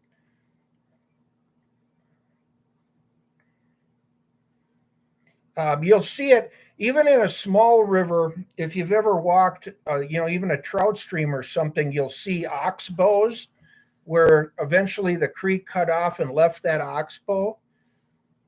And it becomes sometimes they're a pond, sometimes they'll be just a dry back old corner.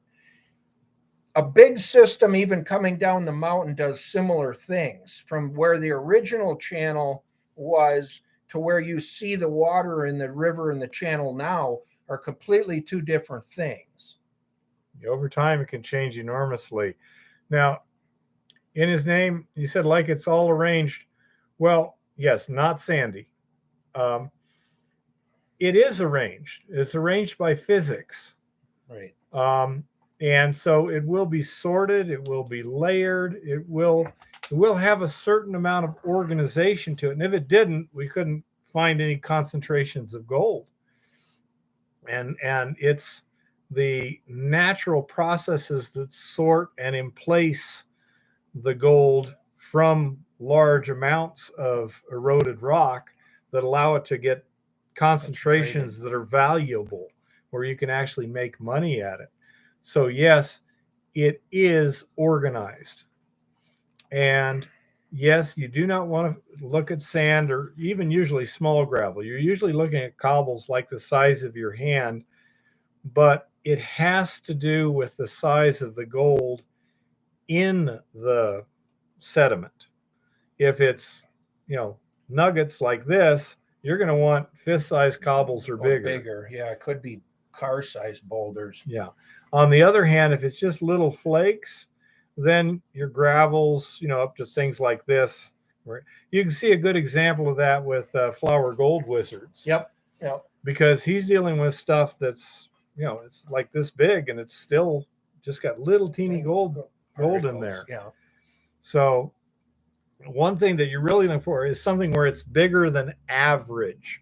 If you're looking at a hillside and you see this layer up there, and it's all pretty much the same size, and then you see an area where it's much bigger, rounded rocks, that's where a channel was. Right. You want to look for the high energy channels ideally. And I mean, even up here, sometimes that's not easier said than done because there's so much ground cover or so much ground slide that stuff is buried.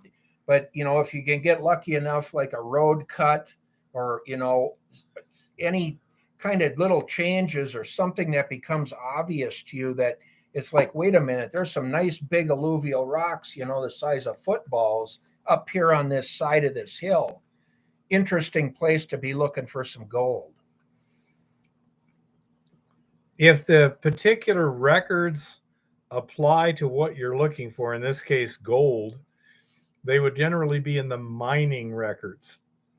I'm not sure what you mean by hydro.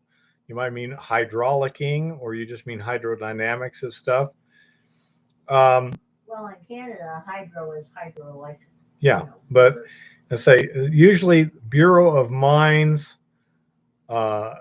most states out west here have a Bureau of Mines and Mineral Resources or something to that equivalent. School of Mines. There's a lot of good records there. Okay. There's a lot of good records on Montana at the Colorado School of Mines Library. Yeah. In terms of rivers, that's not going to be terribly helpful to know where the rivers are. You want to know where they found gold in the past. Right. Historical reference to gold. Yep. And history, if you go back on some of our videos, we've talked about that quite a bit, that looking for records on an area that you want to, spend time in is well worth the energy. And I like to do that in the winter when I have time to do more hunting, historical records, old newspapers, historical society, county records office, the local library on anything local. there's a lot of places you can find stuff that did happen in 1870 or 1880. County museums. Yeah, old museums. If you can find records and diaries and stuff, it can lead you to some stuff that's been completely overlooked for a long, long time. In terms of where the rivers were, but the water changed, I'm not aware of too many records on that. Not so much there. A lot of that is on the ground, getting to understand it. I like to use Google Earth. We've even went now to using drones, put a drone up and run over the creek and try to look at, is there benches? Is there a change where the existing creek, it made a 90 degree at one time, it changed direction. Places that could have gotten cut off from what you see today as the creek isn't really where the creek probably was historically. Well, another thing too, in his name, a lot of what we're talking about happened long before white men ever showed up here. These are river channels that were thousands of years old. Tens of thousands. In some cases, millions of years old. And so they don't, it takes a lot of trouble to map a buried river channel.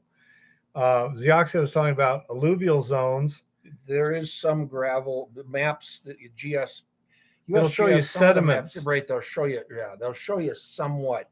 Yeah.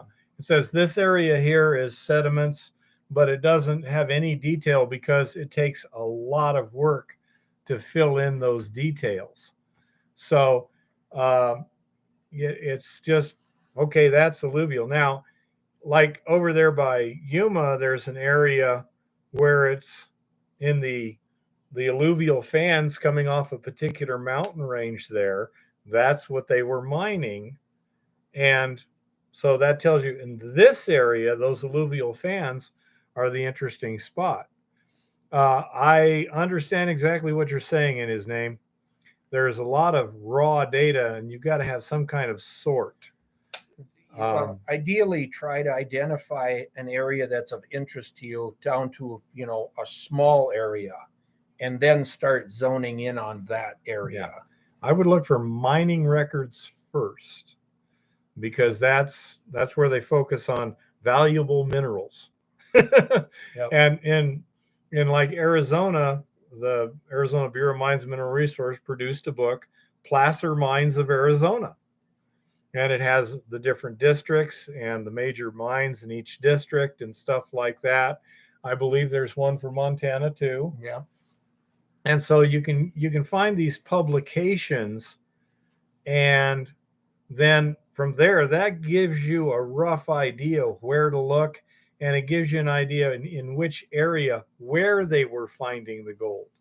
Was this in a existing river, or was it in the benches, or both, or what? And so that can be extremely helpful to figure out what situations you want to look for.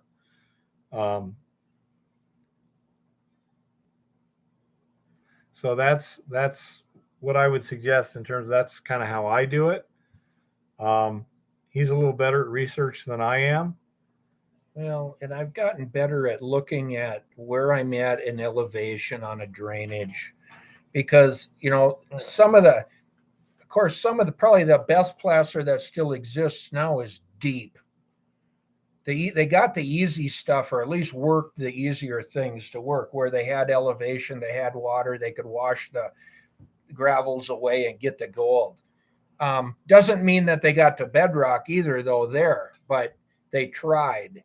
So sometimes elevation can play, because on a big alluvial fan, you may have a lot of gold, but it could be spread out in different channels, because as an alluvial fan spreads out, the water goes left one day and it goes right the next, over time.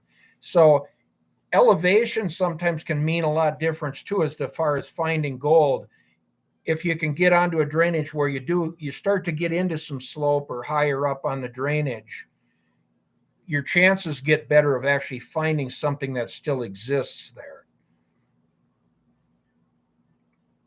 Yeah, Zioxio, that's a good one, down at Alder Gulch and Grasshopper Creek. And there's some down there that are, Yeah, hugely deep, and they're rich as can be. But the problem is there's no way to mitigate the water to even mine them at this point. That's what I was thinking. The water would be so Yeah, terrible. yeah, wouldn't it? 160 feet deep, you'd have water coming in like Niagara Falls. Can you explain which a little more in his name? That's one thing when we're talking about stuff, it wanders. Yeah, we get it sidetracked here sometimes a little bit, but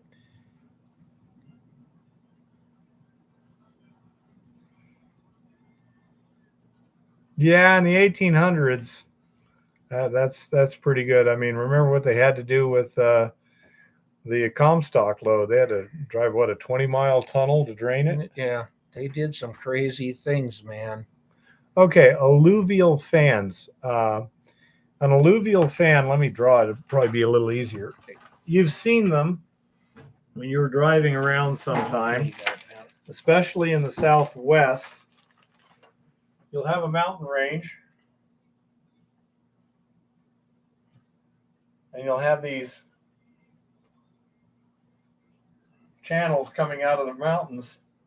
And then if here's the plain down here, at the bottom of this channel, you'll see like a delta where the water has dumped a bunch of sediment in these things, and they look just like that, a fan. Yep. And what happens is you'll get a flood down there, and it'll be pushing a lot of sediment, and it'll take this channel right here, and then when it ends, it may drop some sediment, and then now this is the high spot, so the channel changes over to here. Right. It constantly shifts and moves around and creates literally a delta, Right. but it's all dry. You can have gold, light gold at least, in probably every one of these little finger drains. But ideally, if you can find where the original river channel went through there before it started that debris, basically it's a debris flow. If you can find the area in there, which, you know, a lot of what the old timers did is this is when they started doing shafting, where they shafted straight down to bedrock, multiple places, trying to figure out where is that ancient channel. That's what they were looking for. Yeah, and his name, you've seen it over by Tucson when you were driving through that area. You saw a lot of alluvial fans. Guaranteed. They're everywhere. If you actually look at a map, every drainage that comes down has some kind of a system that deltaed, you know. Yeah, around here it's just hard to see because of all the vegetation. Well, that, and you got to get high enough to see the bigger picture because, you know, these drainages are huge actually. And so, again, it's these channels which will tend to hold the coarse gold. Depending on how much gold is in the rock up here that's eroding away, Right. you may have fine gold throughout all of this. And just the channels will have the coarser gold, or there may not be much fine gold at all. It just all depends. It depends on if there was gold up there somewhere and coming down and what size it was. Right. Yep.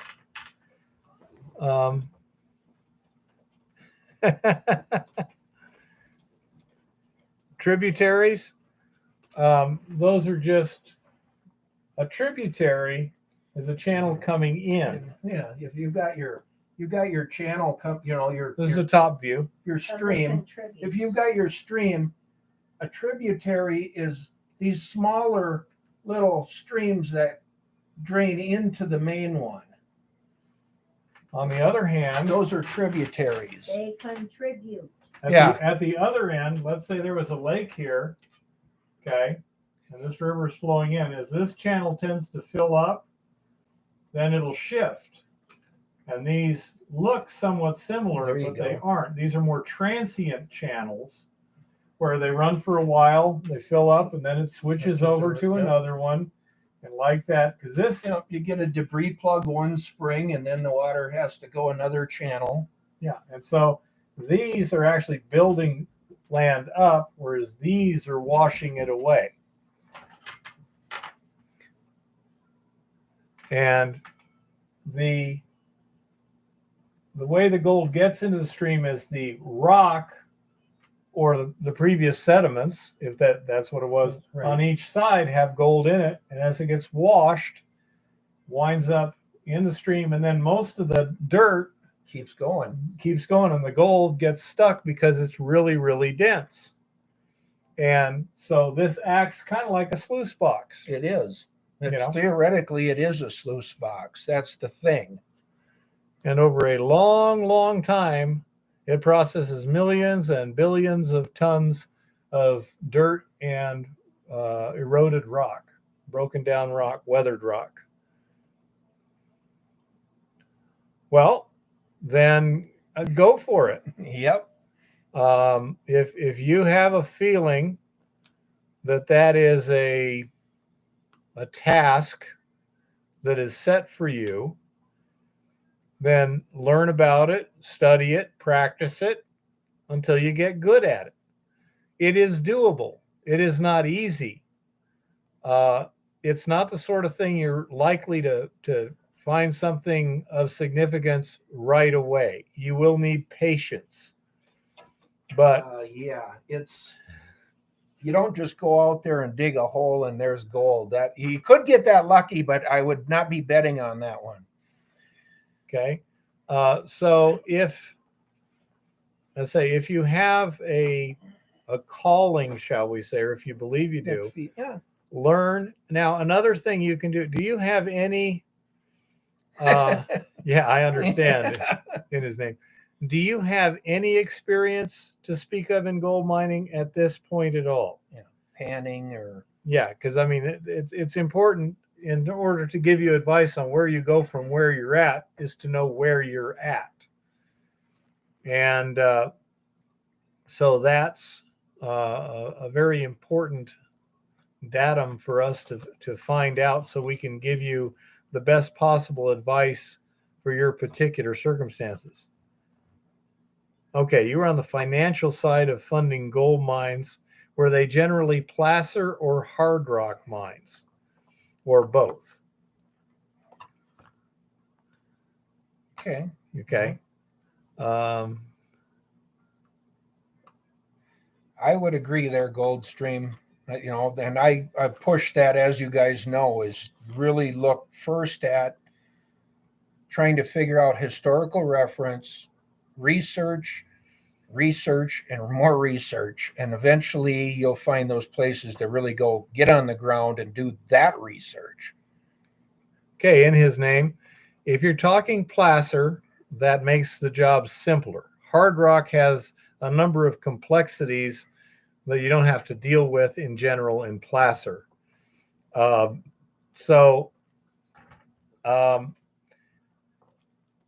don't know if you bought tons of equipment for this purpose or already had it.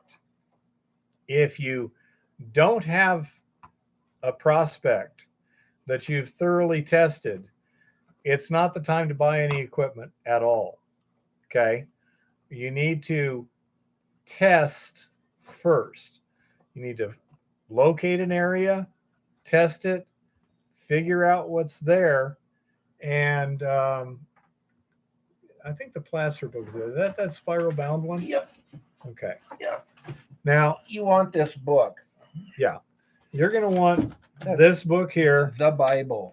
This is from Montana Bureau of Mines, and it's Applied Gold Placer Exploration and Evaluation Techniques by Robin McCulloch. And it's SP 115, Special Publication 115, $25. Montana Bureau of Mines. Now I'm going to hold this up there a little bit further back. Okay.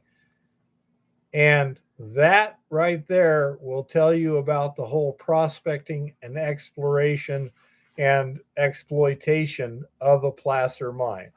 This is extremely comprehensive, and it will tell you how to do it, basically from start to finish. Okay? So this is the book you definitely want to get informed on how to test and evaluate and exploit placer. And this is at 3 minutes and 34 seconds into the live stream.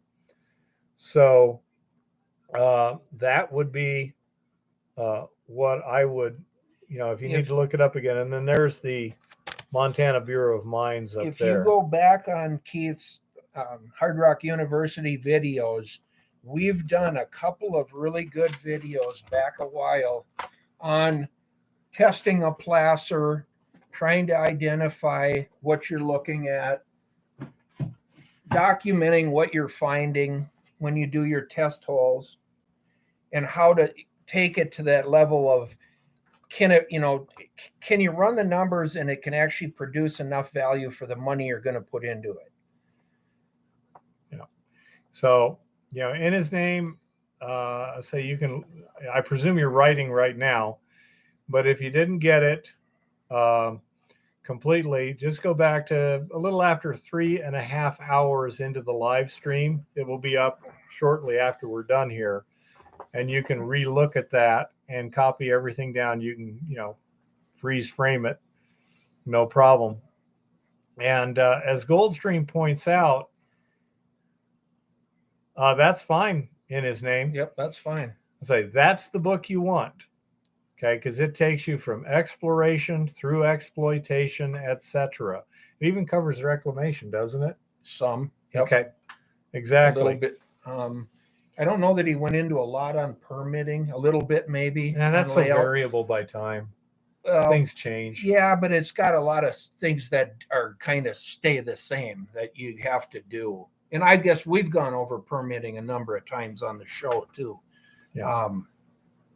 But so that book will really inform you of a lot of the details that you currently don't know. Another thing you can do is if you have a prospecting club, like you said, you used to be in Tucson, so they've got desert gold diggers down there.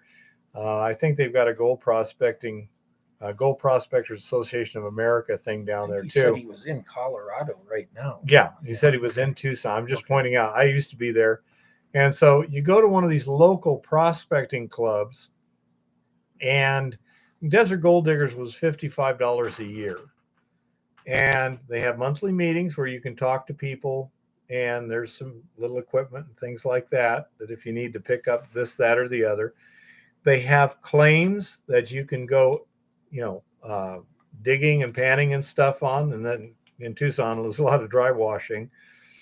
And you have a lot of people of lots of different degrees of experience you can talk with and get information from.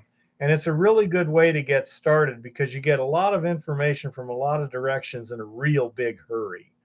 And that makes it really nice. You also get to practice the basic techniques. You need to learn how to dig, classify, pan, dry wash, whatever. And were you getting ready to answer something? John was asking if you could post that information, just type it onto the screen. Okay. Which I think is probably not a dumb idea. Okay. Applied gold placer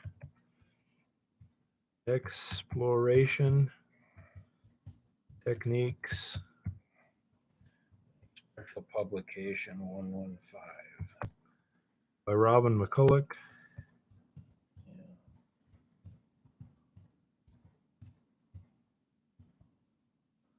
See you.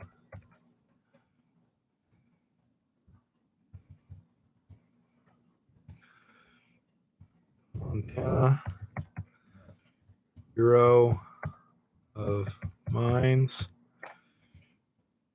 Special publication. SP 115. Yep.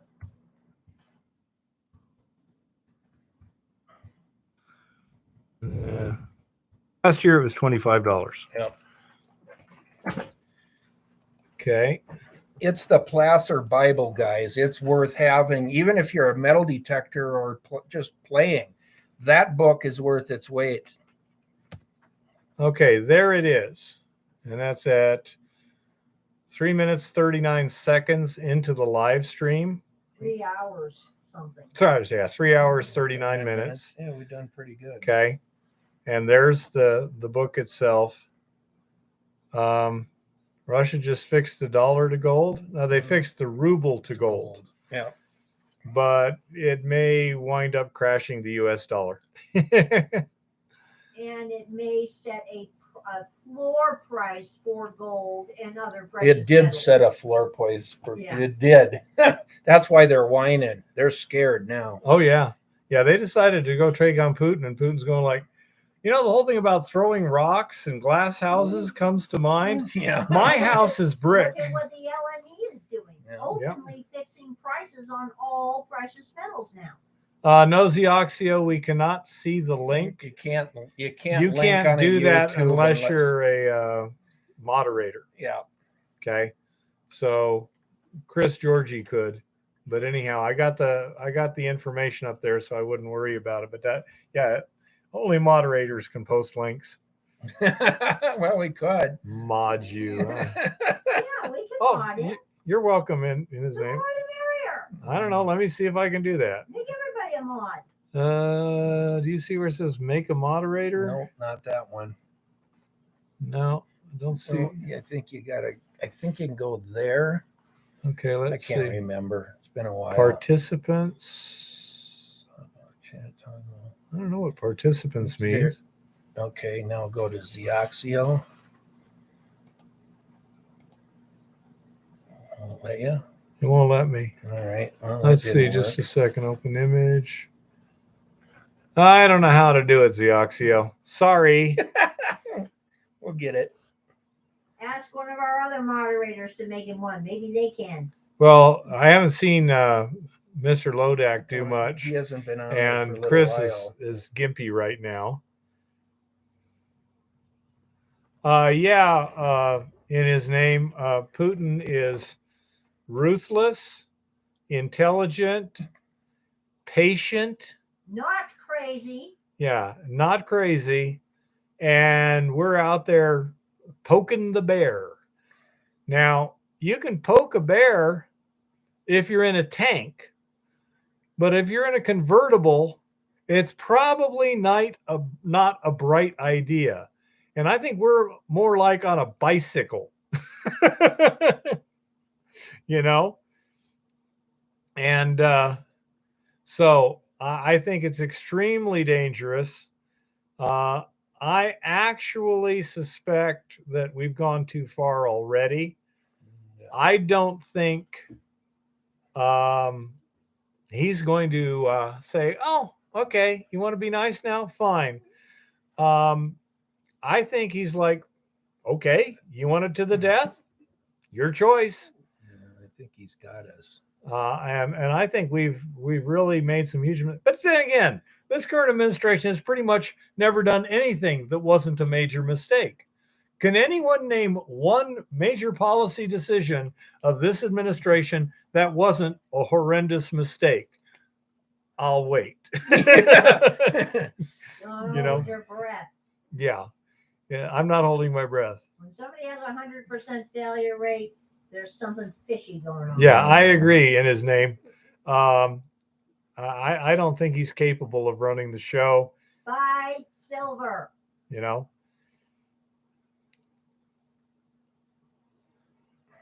Oh yeah, sure did.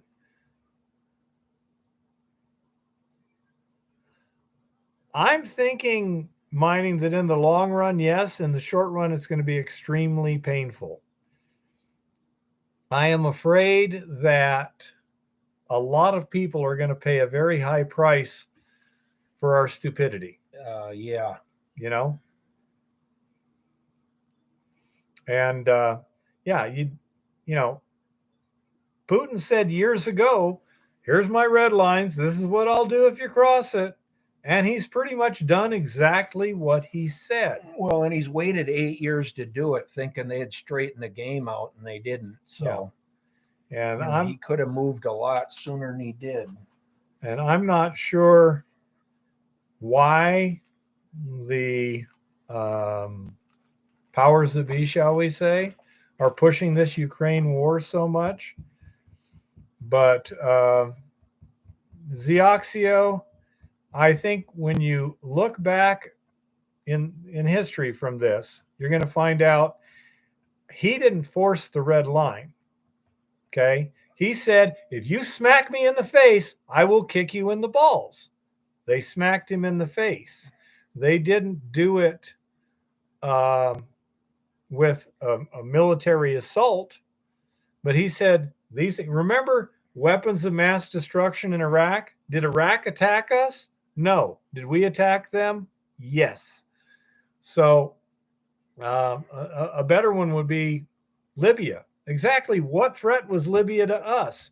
We've destroyed the government of Libya. We killed Muammar Gaddafi, and they currently have open air slave markets, violence like you wouldn't believe, etc., going on in Libya right now. I don't see anyone getting all upset about what's happening in Libya right now because we started it, you know.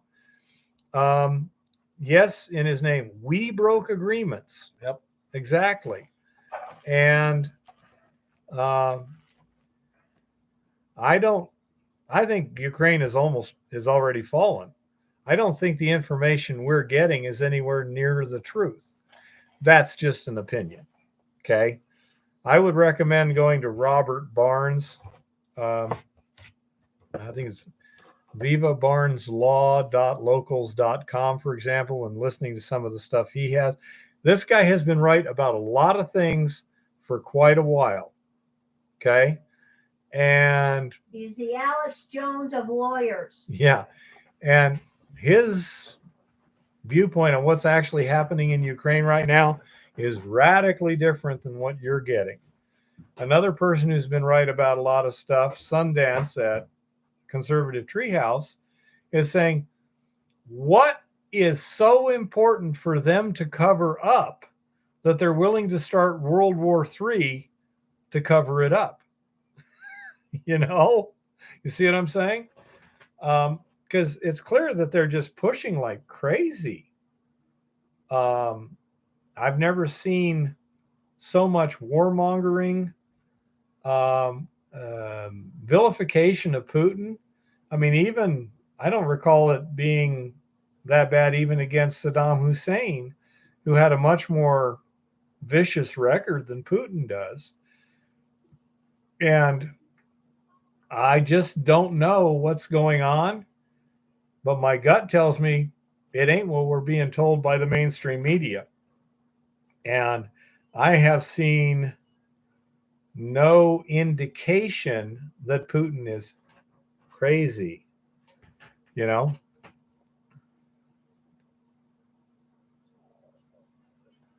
So, I say, as far as I'm concerned, the situation is very fraught with peril. I think we've pushed Putin too far. And I agree in his name. I think that Putin has said, you want to fight to the death? Okay. And he is going to mess us up. And I love these things. We're not going to sell food to any of our enemies, only our friends. You know, you want to buy gas? Fine. Give me rubles or gold. And, you know, Western Europe is saying, well, we need to stop buying stuff from Putin. It's like, how? I think you're mistaken, Zioxio, but time will tell, you know. And since we really don't control any of what's going on, as I see it, our job is to try and be aware of what's going on to our best ability so we can adjust our personal lives to deal with it. Get gold, get silver. Stock your pantry. Yeah, get food. Yeah, Get ready. Get food. Get out of debt if you can.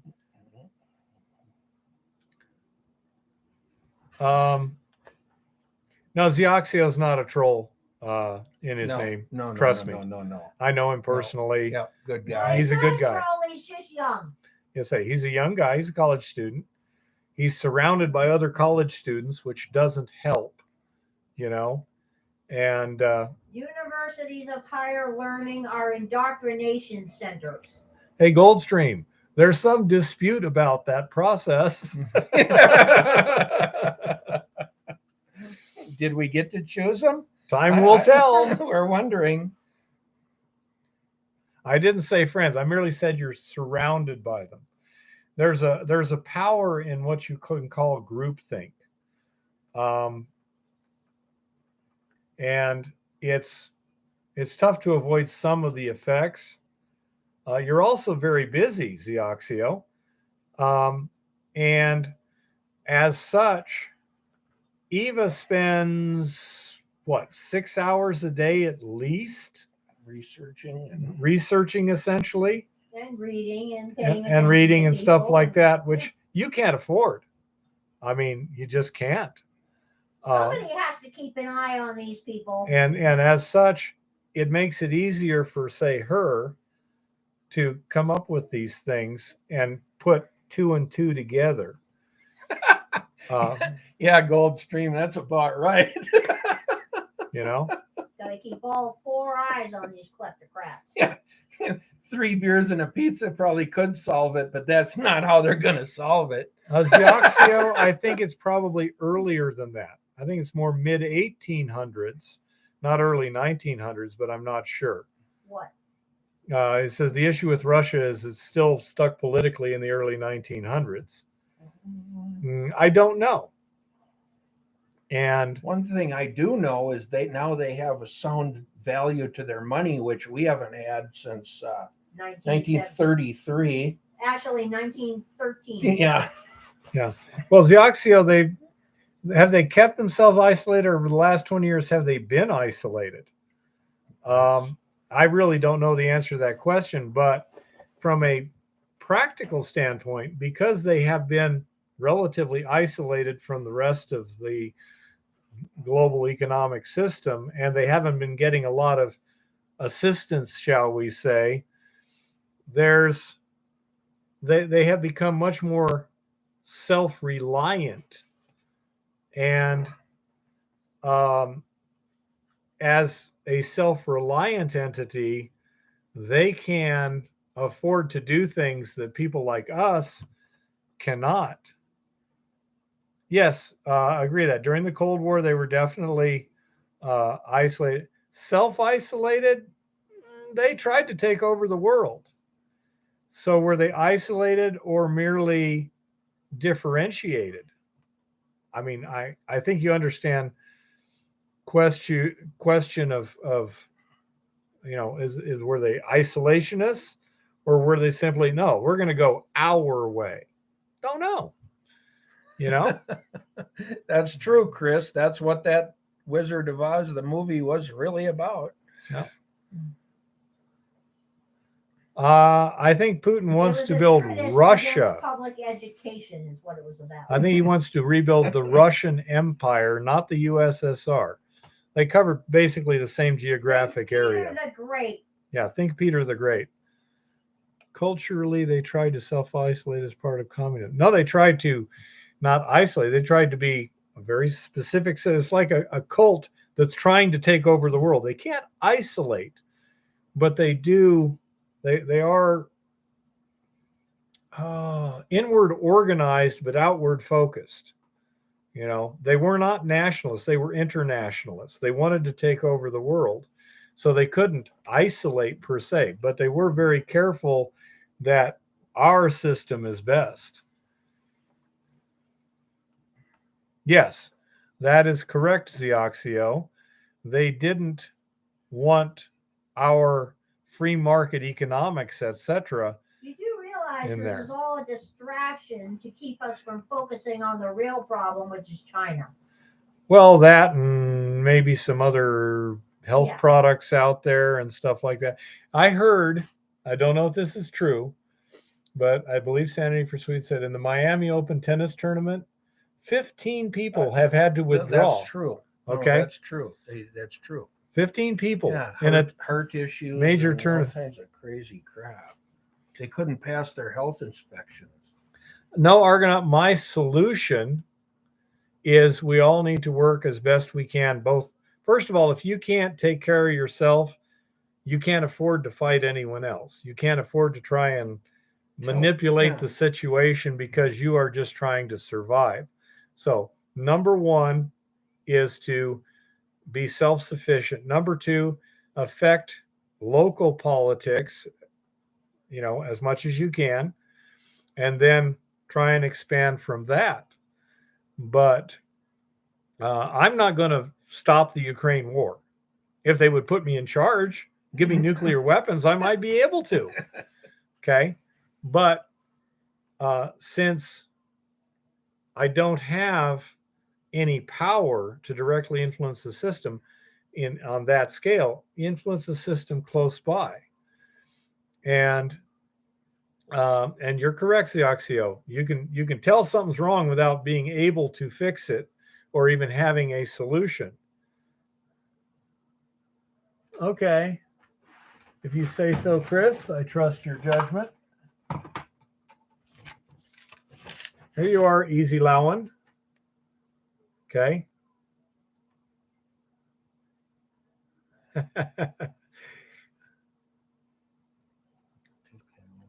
Oh, there we go. Sorry. Oh, you're all right.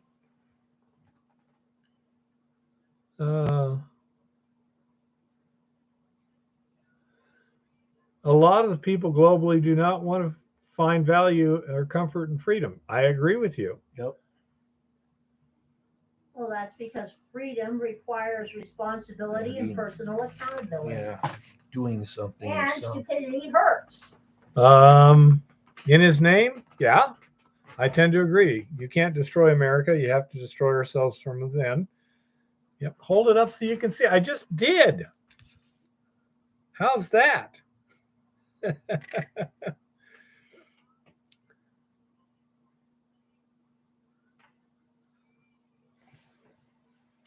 right. Okay. You can screenshot it. We made our 4 hours. Yeah. But as I say, right now, what we're doing personally, thank you, Easy Lowen. We're making sure we have personal resources to get by as well as possible. You can't survive every situation.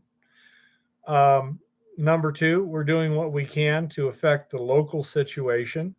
We went to Canada, to the border of Canada, to see if we could get involved in a demonstration just to add our weight to it or whatever. And that's what we're trying to do on an individual basis. We don't have the influence to do much more, but we're doing what we can. And we're also trying to educate people. And some cases, say with Zioxio here, is to plant a seed, to say, look, I think you're mistaken. You might want to, at the time and place that you can, reevaluate that or wait for more information to come in with an open mind. A lot of times you have to wait for more information. I think that's a little bit sarcastic, Zioxio.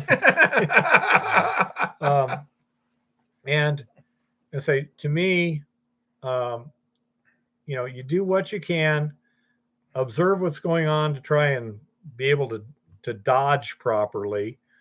And we're in a situation, I think gold mining is going to do real well in the not too distant future. I do too. Assuming you can get fuel. We're not the only ones thinking that, because last year the claims here, BLM was so inundated with claims being posted.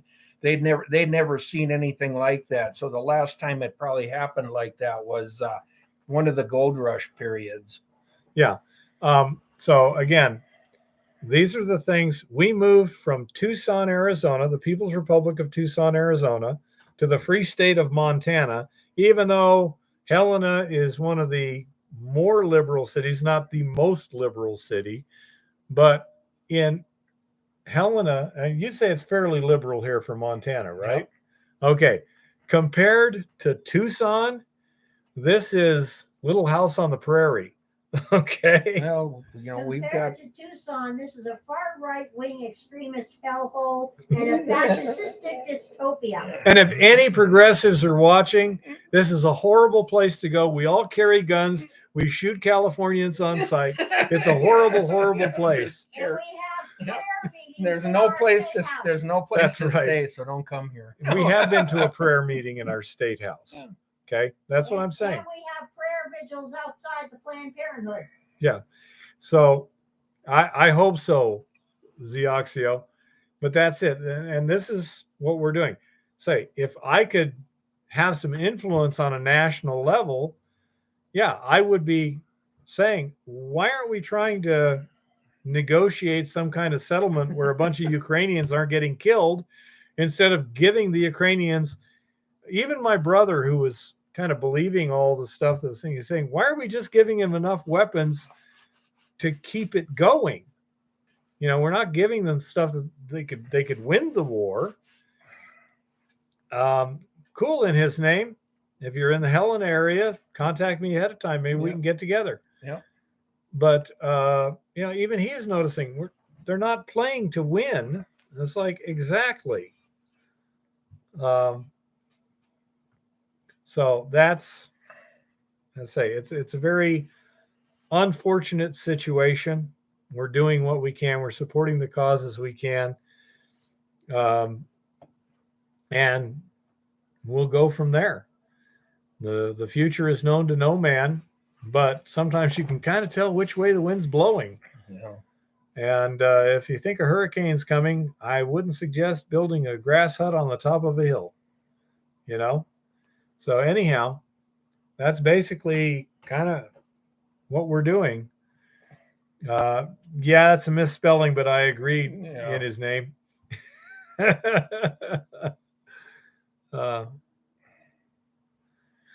I think there may be a little bit more of it than that. I don't know. I think we might be able to live with Putin.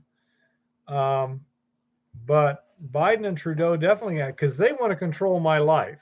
I don't think Putin really cares a whole lot about my life. Don't know. I'll keep an open mind. But I know that Biden and Trudeau and all their buddies. So, and this is another situation. I think it's a Middle Eastern saying, the enemy of my enemy is my friend. Yep. Something like that. May have some truth. Yeah. How about a log cabin on a mountain? That wouldn't be too bad. Facebook. Was it Facebook, I think? Again, Barnes was saying yesterday, it's come out. I believe it was Facebook. Don't comment. But it was, I believe it was Facebook, was deliberately lying about the number of viewers your advertising would see by a factor of 4 or more. Oh yeah. And therefore they're looking at a fraud investigation. $5 billion lawsuit or something like that. Get in on that class action. We bought Facebook advertising. Yep. In his name, have you seen Eva, or you just heard the disembodied voice from back there? Lord Zuckerberg may be peon Zuckerberg before too long. And Elon Musk is now a majority shareholder in Twitter. Yeah, I love that. Okay. I in his name. Yeah. Here's my wife. I love her very much. And I am the tinfoil hat goddess. and you'll be seeing more of her in the videos. She'll be helping me a lot this summer. He said, LOL, thank you. Yeah. Well, yeah. Thanks to everybody again tonight for everything, all the input. I agree, Zeoxio. He is very unique. Yeah. But he gets shit done. It's amazing. But yeah, he is definitely one of a kind. Oh, did you hear? What? When Elon bought 9.8% of Twitter, all of a sudden the left went from saying that private companies can do whatever they want to social media companies are too powerful to be private. They need to be a public entity.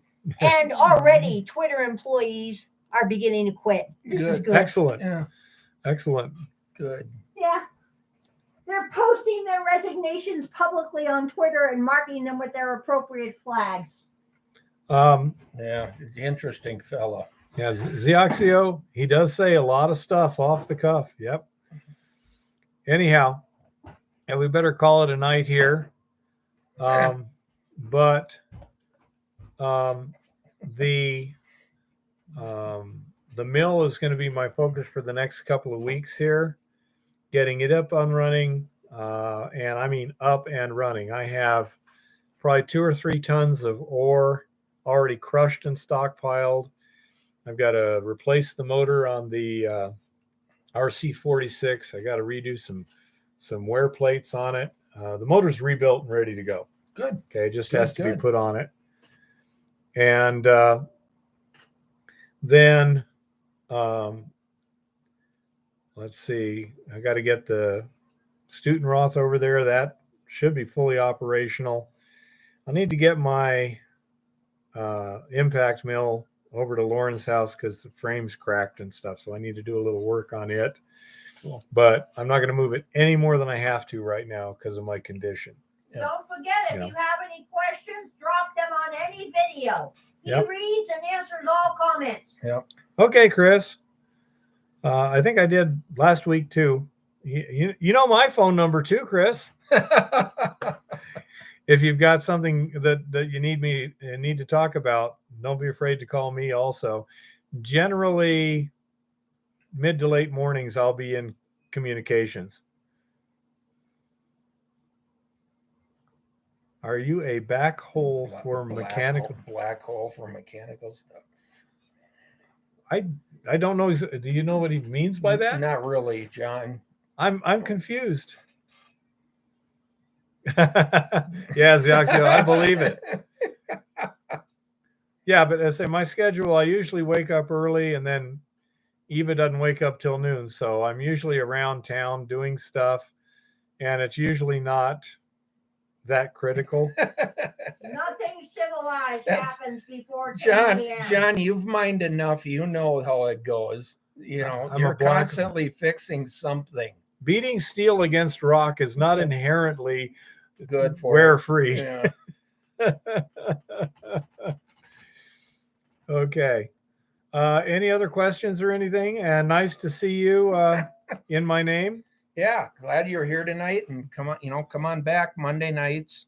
Yeah, we're here Monday nights, 6 And o'clock. if you Mountain get a time. chance to go back and look at some of our placer stuff. And write down any questions you have. Yeah, and then we can bring it all up again. I mean, I'm going to do some more placer video stuff here as soon as we can get in the field also. Oh, wow. That always will help, Oh, wow. Oh, you heck. know. What? Hold on a Oh, second. she's What? blowing up.